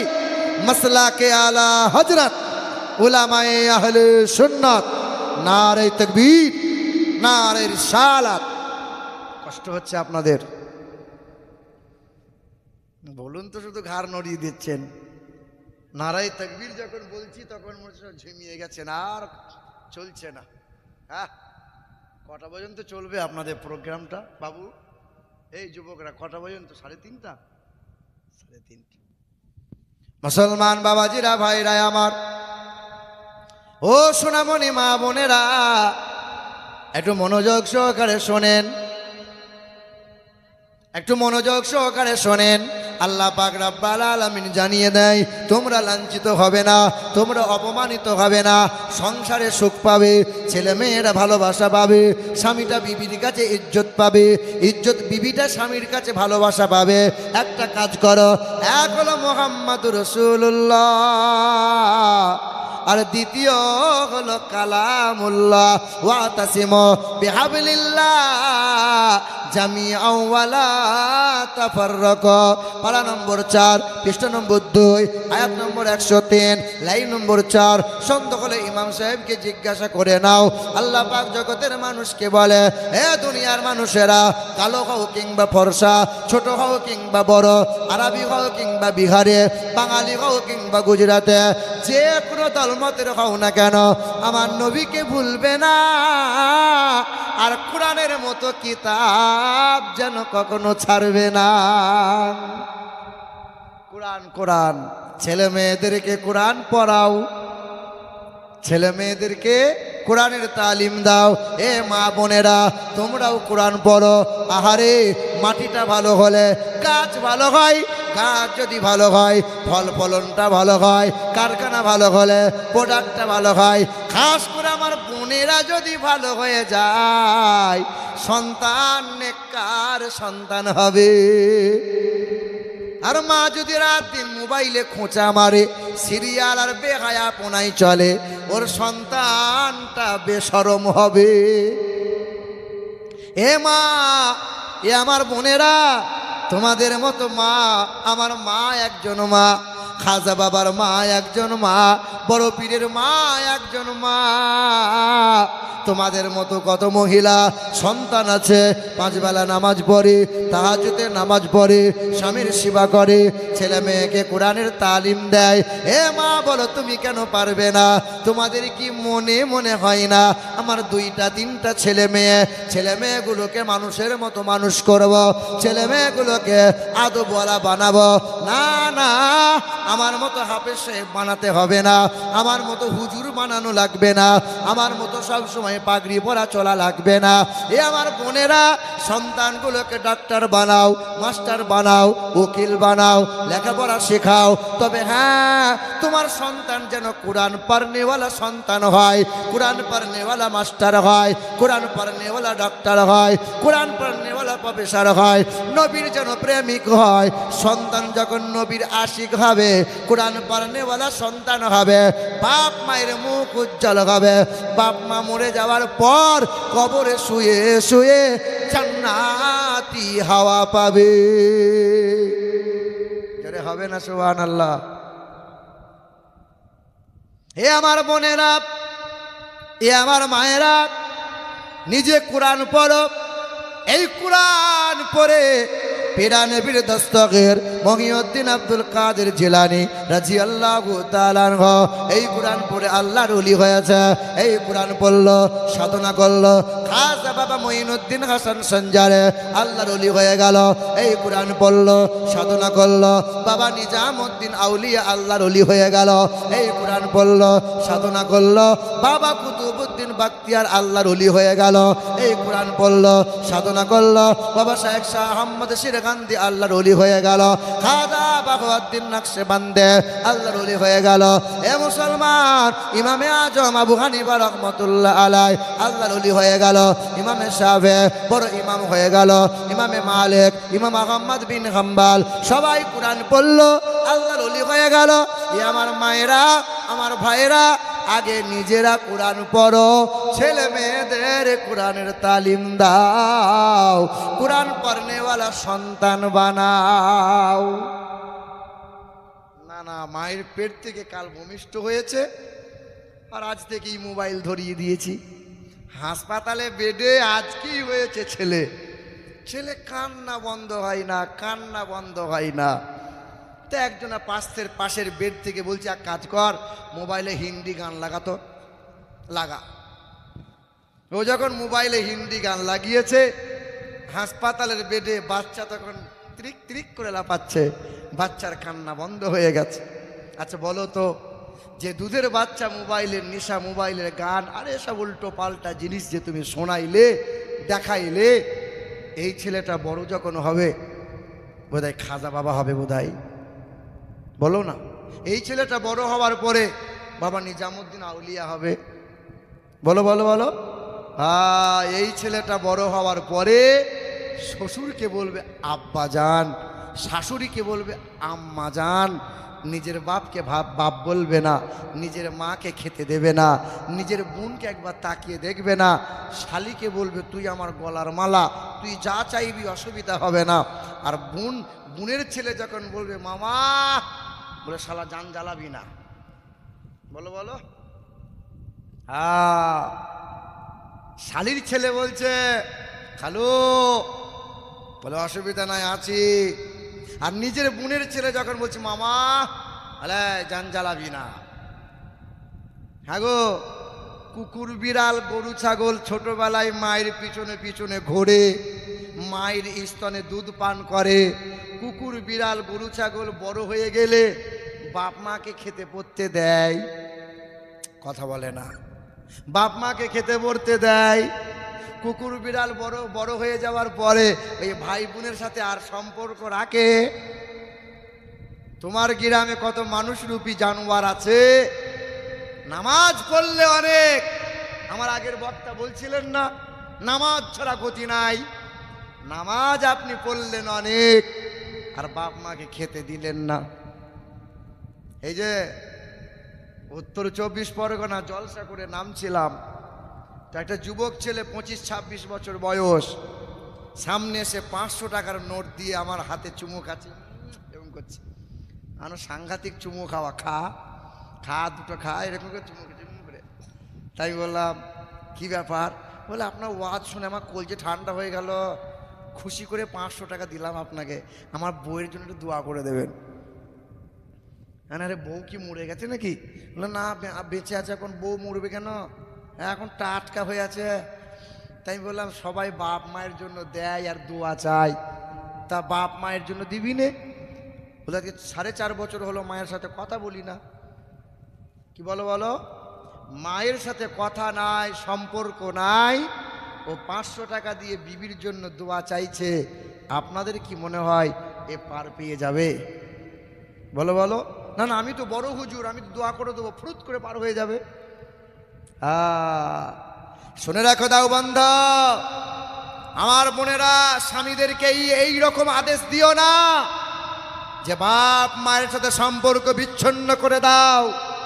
না, বাপ মায়ের সাথে সম্পর্ক ছিন্ন করে, বাপ মায়ের সাথে খাওয়া পড়াতে আলাদা হয়ে গিয়ে, বাপ মাকে না দিয়ে, বাপ মাকে না খাইয়ে নিজে খাবো আর প্রতিবেশীকে খাওয়াবো, শ্বশুর শাশুড়িকে খাওয়াবো, বাপ মাকে দেখে না, বাপ মাকে কষ্ট দিল, বাপ মার সাথে কথা বলে না।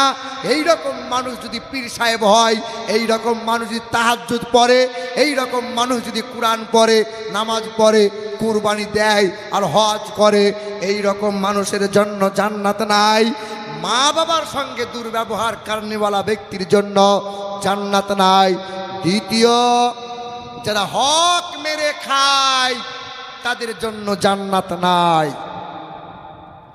ভাইয়ের হক মেরে খাচ্ছ যারা, বোনের হক মেরে খাচ্ছ যারা, বড় ভাইকে লিখে দিয়েছে বাপ, ছোট ভাইকে লিখে দেয়নি যারা, এই যে হক মারা ব্যক্তির জন্য জান্নাত নাই। দুটো গুনাহ মাথায় নিয়ে যাবেন না, মা বাপকে কষ্ট দিয়েন না, আর হক মারিয়েন না। আল্লাহর সাথে জড়িত যে সমস্ত গুনাহ, নামাজ পড়েন নাই, আল্লাহ চাইলে মাফ করবে, কিন্তু মানুষের সাথে জড়িত পাপে লিপ্ত হলে আল্লাহ মাফ করে না। যতক্ষণ না ওই মানুষটা মাফ না করবে, আল্লাহ মাফ করে না। আমার বাবাজিরা, ভাইরা আমার, কোরআন পড়ো, ছেলে মেয়েদেরকে কোরআনের তালিম দাও। হাফেজ সাহেব, মৌলভী সাহেব যারা কোরআন বুকে নিয়েছে তারা, ইমাম সাহেব যারা কোরআনকে ভালোবাসে তারা, ওই ইমাম সাহেবরা বাপ মাকে কষ্ট দিতে পারবে না। ইমাম সাহেব, হাফেজ সাহেব যারা, মৌলভী সাহেব যারা, তারা কখনো সুদের কারবার করে না। হাফেজ সাহেব যারা, ইমাম সাহেব যারা লটারি কাটতে পারে না, জুয়ার আসরে কোনোদিন বসতে পারে না। ইমাম সাহেব যারা, হাফেজ সাহেব যারা, তারা কখনো হারাম খেতে পারে না। কারণ হলো তাদের বুকে আছে নবী মুহাম্মদ রাসূলুল্লাহ, আর তাদের বুকে আছে আল্লাহর কালামুল্লাহ। কি আছে? মুহাম্মাদুর রাসূলুল্লাহ। দ্বিতীয় কালামুল্লাহ। আল্লাহ বলেন 2 সম্পদের ঘোষণা দিয়েছে। এক, আমার নবীকে ত্যাগ করবি না, কোরআনকে ভুলে যাবি না। আচ্ছা বলেন তো ভাইরা, আমার বোনেরা, এই কোরআন এর ওজন মোটামুটি কতটা হবে গো? কতটা হবে? এই যে কোরআন শরীফের ওজন কতটা হবে? 2-4 কিলো হবে না? মোটামুটি ক কিলো হবে গো? 2.5 কিলো হবে ওতে নাকি? 2.5-3 কিলো হবে? আল্লাহ পাক রব্বুল আলামিন বলে না, লাউ আনজালনা হাযাল কুরআন আলা জাবালিল লারাইতাহু খাশিআম মুতাসাদ্দিআম মিন খাশিয়াতিল্লাহ। পাহাড় বলেছিল কোরআনের ওজন রাখতে পারবো না, এত ওজন, আমি পাহাড় কোরআন রাখতে পারবো না। আল্লাহ পাক বললেন, ইন্না আরাদনাল আমানাতা আলাস সামাওয়াতি ওয়াল আরদ ওয়াল জিবাল ফাবাইনা আইয়াহমিলনাহা ওয়া আশফাকনা মিনহা ওয়া হামালাহাল ইনসান। কোরআনেতে পারা নম্বর 22, সূরার নাম সূরা আহজাব, আয়াত নম্বর 72, লাইন নম্বর 12, পৃষ্ঠা নম্বর 6। সন্দেহ হলে ইমাম সাহেবকে কাল জিজ্ঞাসা করে নিতে হয়। আল্লাহ জানিয়ে দেয়, আল্লাহ পাক বলে আমার আমানত হলো আল কোরআন। এই কোরআন পাহাড় কি দিতে চেয়েছিলাম, পাহাড় বলেছিল ভারসাম্য বজায় রাখতে পারবো না, আসমান বলেছিল রাখতে পারবো না, জমিন বলেছিল রাখতে পারবো না। আল্লাহর প্রিয়ারা নবী বলেছিল আল্লাহ তোমার আমানত যদি আমাকে দাও আমি কোনো দিন ফেলবো না।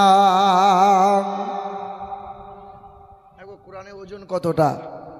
এই যে 10 বছরের ছেলেটা আব্বাকে বলছে আব্বা এই যা মেঘ করেছে ধানগুলো সব ভিজে যাবে, আব্বা ওই 50 কিলো ধানের বস্তাটা আমার মাথায় দাও তো।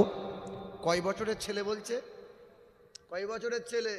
আচ্ছা 10 বছরের ছেলের মাথায় যদি 50 কিলো বস্তা চাপিয়ে দেওয়া হয়, ও ছেলে বাড়ি পর্যন্ত আসবে? আর কথা বলে না, আর আসবে? তো বাপ বলছে খোকা তুই পারবি না, এর ওজন তুই নিতে পারবি না। না পারবো না মানে দাও না, দাও না আব্বা। তো বাপ কি করেছে, 50 কিলোর বস্তা 50 কিলোর বস্তা ছেলের মাথায় চাপিয়ে দিয়েছে। আর ছেলের মাথায় চাপিয়ে দেওয়ার পর বাপ বস্তার নিচে 2 হাত রেখে দিয়েছে। দিয়ে ছেলে তখন বাড়িতে যেমন রেখেছে, তা ছেলে বলছে আব্বা তুমি বললে আমি পারবো না, তা যদি না পারি তো বস্তা কি করে নিয়ে আসলাম? তা বাপ বলছে খোকা বস্তার নিচেই যদি আমার হাত দুটো না থাকতো কবে তোর জানাজা পড়তে হতো। হ্যাঁ আমার হাত ছিল বলে তুই বাড়ি পর্যন্ত বস্তা নিয়ে আসতে পারলি রে খোকা। আল্লাহ বলে বান্দা এই কোরআনের ওজনটা 2 কিলো 2.5 কিলো নয় রে বান্দা, এর এত ওজন পাহাড় বলেছিল রাখতে পারবো না, আসমান বলেছিল ভারসাম্য বজায় রাখতে পারবো না। বান্দা তুমি কোরআন বুকে নিয়েছো, বান্দা তুমি চুমা দিয়েছো, বান্দা তুমি কোরআন উঠিয়েছো, এর ওজন তুমি রাখতে তুলতে পারতে না। আমি আল্লাহ কোরআনের নিচেই কুদরতি হাত আমার রাখা আছে, কুদরতি হাত আমি রেখে দিয়েছি, তাই বান্দা তুমি কোরআন নিতে পারো। আমার ভাইরা আমার বোনেরা এটা হলো সেই কোরআন। পৃথিবীতে কত মানুষ টিউশনি পড়ায়, ছেলেদের বাচ্চাদেরকে বর্ণ পরিচয় বই পড়ায়, অ আ ক খ বলো বাপ। 10 বছর ধরে বর্ণ পরিচয় যে মানুষটা পড়াচ্ছে ওই মানুষটাকে জিজ্ঞাসা করো বর্ণ পরিচয়ের কি হাফেজ হয়েছ? পাওয়া যাবে? পাওয়া যাবে? কিন্তু লাখ লাখ মায়ের সন্তান হাফেজে কোরআন এই বিশ্বের মাটিতে ঠাড়ো হয়ে জিন্দা আছে। কোরআন কেউ মুছে দিতে পারবে?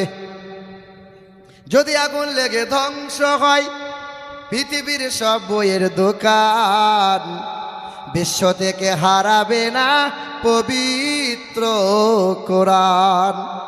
বলো কেমন করে করবে ধ্বংস তোমার আগুনের তেজ?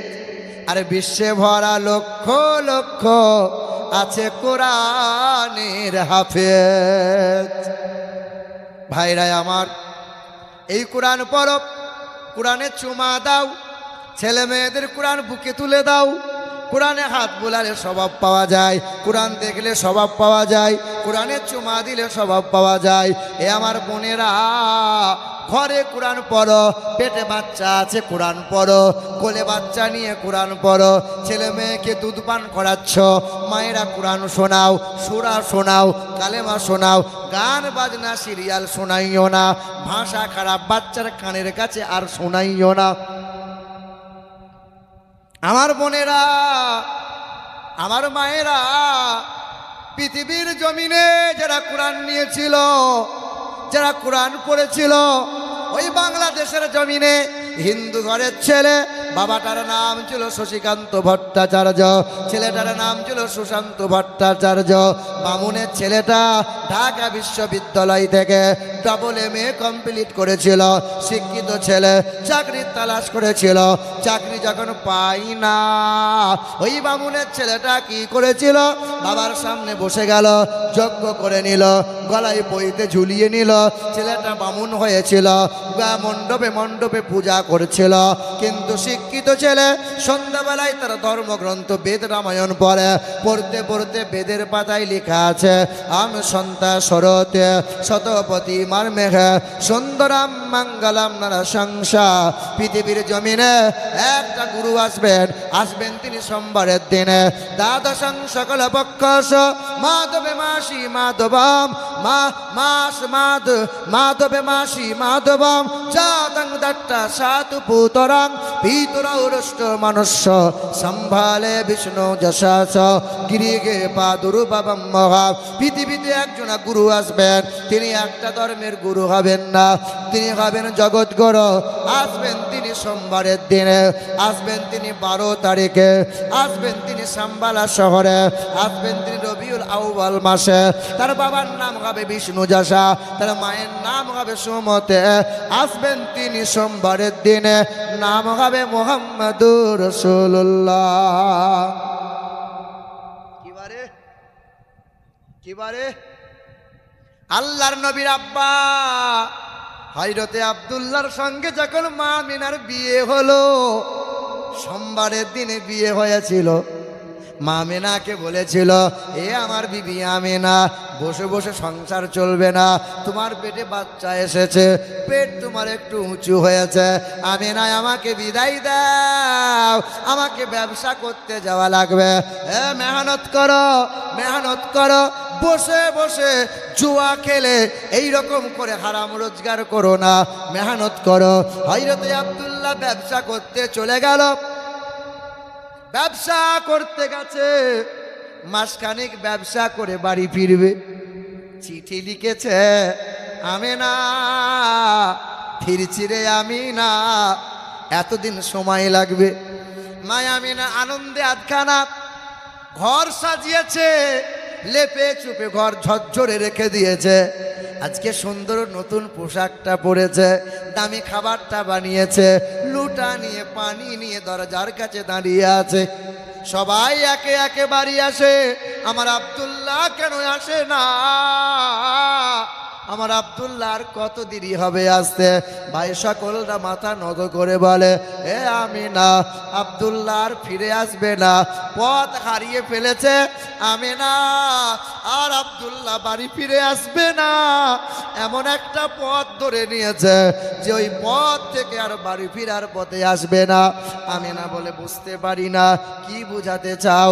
ভাই সকলরা খোলাসা করে না, আমিনা নিঃস্ব হয়ে যাবে। সবাই চোখে ইশারা করে, কেউ বলিস না, যেমন ইশারা করে।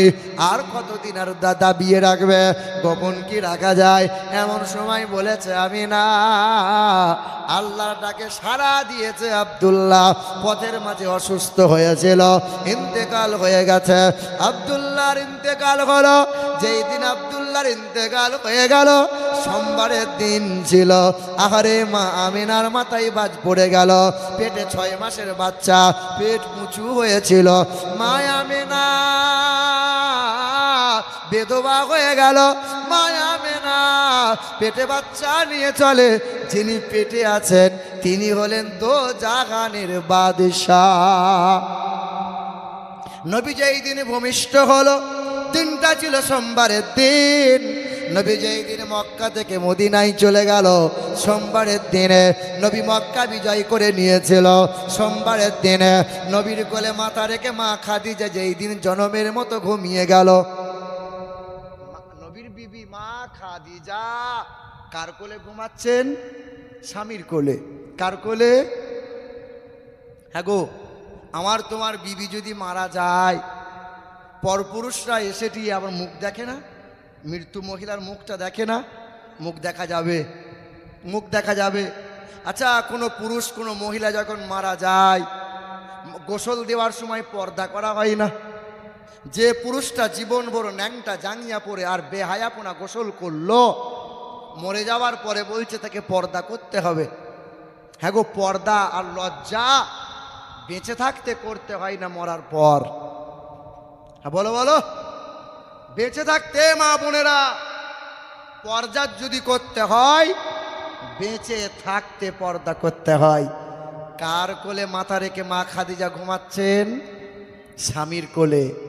কবরে কে নামবে? বিবির কবরে কে নামবে? কে নামবে? বলো বলো না। বিবির গোসলটা কে দেবে? আরে এইরকম মহিলা পাওয়া যায় না, মহিলা পাওয়া যায় না। বিবির গোসলটা স্বামী দাও, আর স্বামীর গোসলটা না হয় বিবি দাও। বলো বলো। ও মরার দিনে গলা ধরে শুধু অভিনয় করে কান্না, দেখো শুধু সুর করে কান্না আর কান্না। নবী বলেছেন এই কান্না কেঁদো না, এই কান্না কাঁদলে পরে অভিনয়, এই সুর করে, এই ঢং করে কান্না, এটা লোক দেখানি কান্না। পাড়ার মেয়েরা বলছে খা, না খেলে কি কাঁদতে পারবি, খা খা। স্বামী শুয়ে আছে, মরে আছে, এ তখন হাম হাম করে এক থালা খাবার খেয়েছে, খাবার খেয়ে আবার কপালে হাত দিয়ে সুর করে করে এক দুলে দুলে কান্না করে।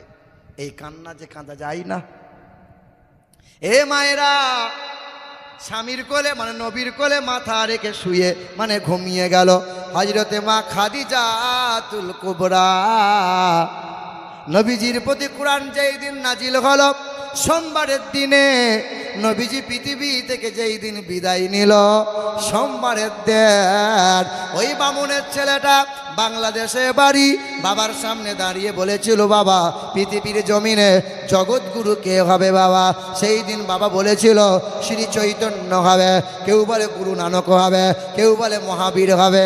না বাবা, অন্তিম মহামানব হবেন তিনি, সেখানা দিয়ে সুগন্ধ বার হবে,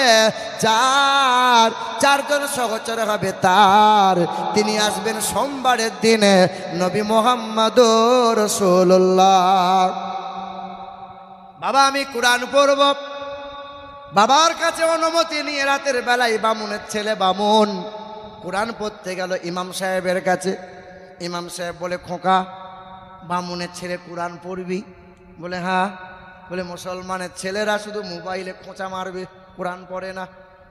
কোরআন পড়ে পড়ে এ জলসা কমিটি, এই যে ছেলেগুলো সব জলসা দিয়েছে, আবার পরের বছর একটা তাগড়াই হুজুর নিয়ে আসবে, আবার জলসা হবে।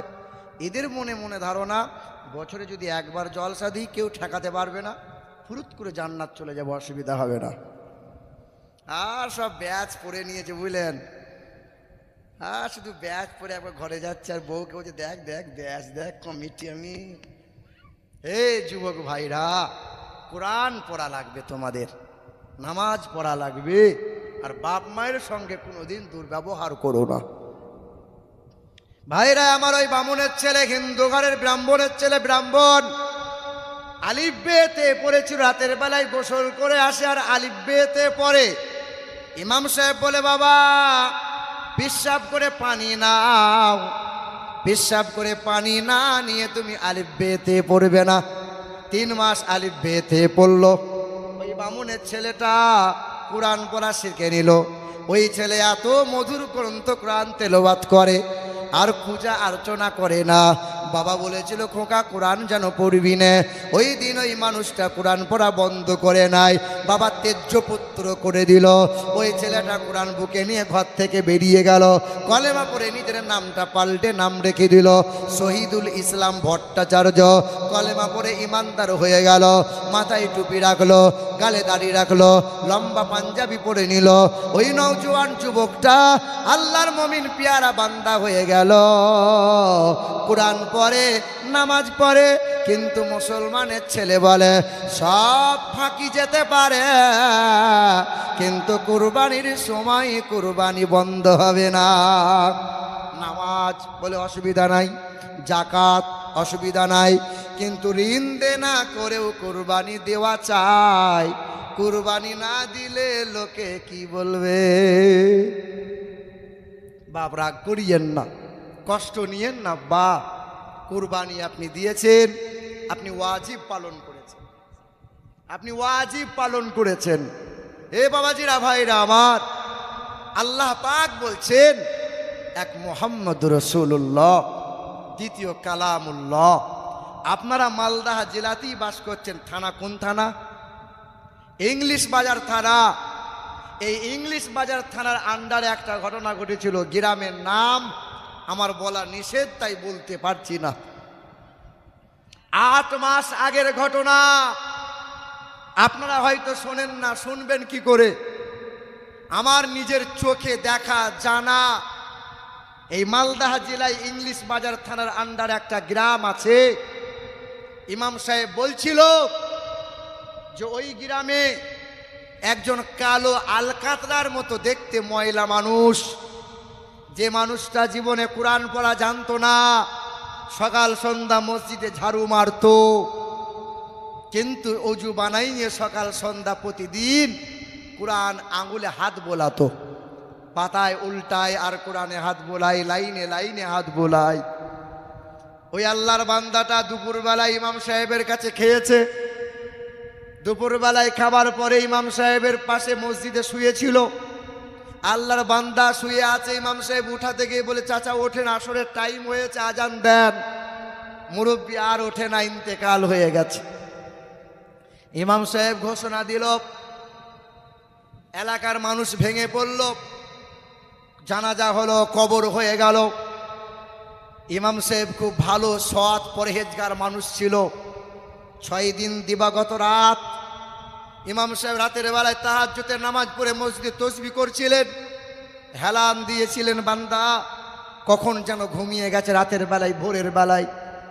ইমাম সাহেব তখন স্বপ্নে দেখছে ওই মুরব্বী বান্দাটা আর আলকাতরার মতো কালো নয়, চেহারা উজ্জ্বলিত নুরানি হয়ে গেছে। তার খাঞ্চা ভরা সামনে খাবার আছে, জান্নাতি মেওয়া, জান্নাতি খাওয়া, জান্নাতের বাতাস বইছে, আর তার কবরটা জান্নাতের বাগান হয়ে গেছে। ইমাম সাহেব জিজ্ঞাসা করে, চাচা কি এমন ভালো কাজ করলে বাপ, কি এমন ভালো কাজ করেছো? ইমাম সাহেবকে বলে যে, বাবা মূর্খ মানুষ ছিলাম, চোখ থাকতে অন্ধ ছিলাম, জীবনে কোরআন পড়তে পারলাম না। তবে হ্যাঁ, শেষ জীবনে বড় তামান্না, কোরআন জীবনে পড়লাম না। কোরআন চুমা দিয়েছিলাম, কোরআনে হাত বুলিয়েছিলাম, কোরআন বুকে নিয়েছিলাম, আর সকাল সন্ধ্যা নবীজির মোহাব্বতে শতবার দরুদ শরীফ পড়েছিলাম। আর মালিকের দরবারে চোখের পানি ফেলে বলেছিলাম, মালিক আমি তো তোমার অজ্ঞ নাদান গুনাহগার, জীবনে গুনাহ কম করি নাই, কোরআন বুকে নিয়েছি, তোমার নবীর নামে দরুদ পড়েছি, আল্লাহ আমাকে মাফ করে দাও। আল্লাহ, কোরআনে বান্দা হাত বোলানো, কোরআন পড়তে পারে না, নবীর নামে দরুদ পড়েছিল। এই 2 সম্পদ, এক মুহাম্মদ রাসূলুল্লাহ, দ্বিতীয় কালামুল্লাহ, বুকের মধ্যে জড়িয়ে নিয়েছিল। তাই তো আল্লাহ তার কবরটা জান্নাতের বাগান বানিয়ে দিয়েছিল। এ বাবা, আপনারা 1000, 2000, 100, 10, 20 বহু মানুষ দান করেছেন। কোরআন নিয়ে আলোচনা হচ্ছিল, আমি মুসাফির হালতে আছি, টাকা কালেকশন করতে আসি নাই। আমি 2টো কথা আপনাদেরকে শোনাতে এসেছিলাম। এই 2 কথা, এক হলো মুহাম্মদ সাল্লাল্লাহু আলাইহি সাল্লাম। জীবনে যদি নাজাত পেতে চাও, নবীর আদর্শ গলায় ঝোলাও, নবীর নামে বেশি বেশি দরুদ পড়ো, নবীর শানে বেশি বেশি দরুদ পড়ো। যেই বাড়িতে দরুদ বেশি বেশি হবে, ওই বাড়িতে জেন খবিশ আশ্রয় নিতে পারবে না। যে বাড়িতে নবীর নামে দরুদ শরীফ বেশি বেশি হবে, ওই বাড়িতে আল্লাহ রহমত বর্ষণ করবে। যেই বাড়িতে বউ স্বামীকে দেখতে পারে না, স্বামী বউকে ভালোবাসে না, সে যেন বেশি বেশি স্বামীকে সালাম দেয় আর ঘন ঘন নবীর নামে দরুদ পড়ে যায়। দরুদ পড়ো আর কোরআন পড়ো। এই 2 সম্পদে দেখবে আল্লাহ তোমাকে সংসারে সুখ দেবে, পরকালেও তুমি নাজাত পাবে। কিন্তু বাপ, কোরআনের পারা কয়টা? এই যে কোরআনের পারা কয়টা? 40টা, 30টা পারা। বাবা 100 করে নগদ 30 জন মানুষ দেবেন, 100 করে টাকা, এক একটা পারার হাদিয়া স্বরূপ। কেউ পারবে? 100 টাকা দেন তো, প্রথমে শুরু করেন তো, দেখি কার কাছে আছে। একজন মানুষ, আল্লাহর বান্দা আসেন তো, 100 টাকা নিয়ে আসেন। না 1000 চাই নাই, 100 টাকা নিয়ে আসেন। আলহামদুলিল্লাহ, এই যে আমার ভাইরা দিয়েছে, তাই তো ক্ষুধার রাগে এটা দান করে দিলাম। না বোন আমার, তোমার কাছে মালা দেওয়া লাগবে না, গহনা দেওয়া লাগবে না, আমি তোমার কাছে 100 করে টাকা চেয়েছি। এই দেখেন, এক ভাই দিয়েছে 100, 100, 4 জন হয়েছে, 5 জন হয়েছে, আর আমার এই যুবক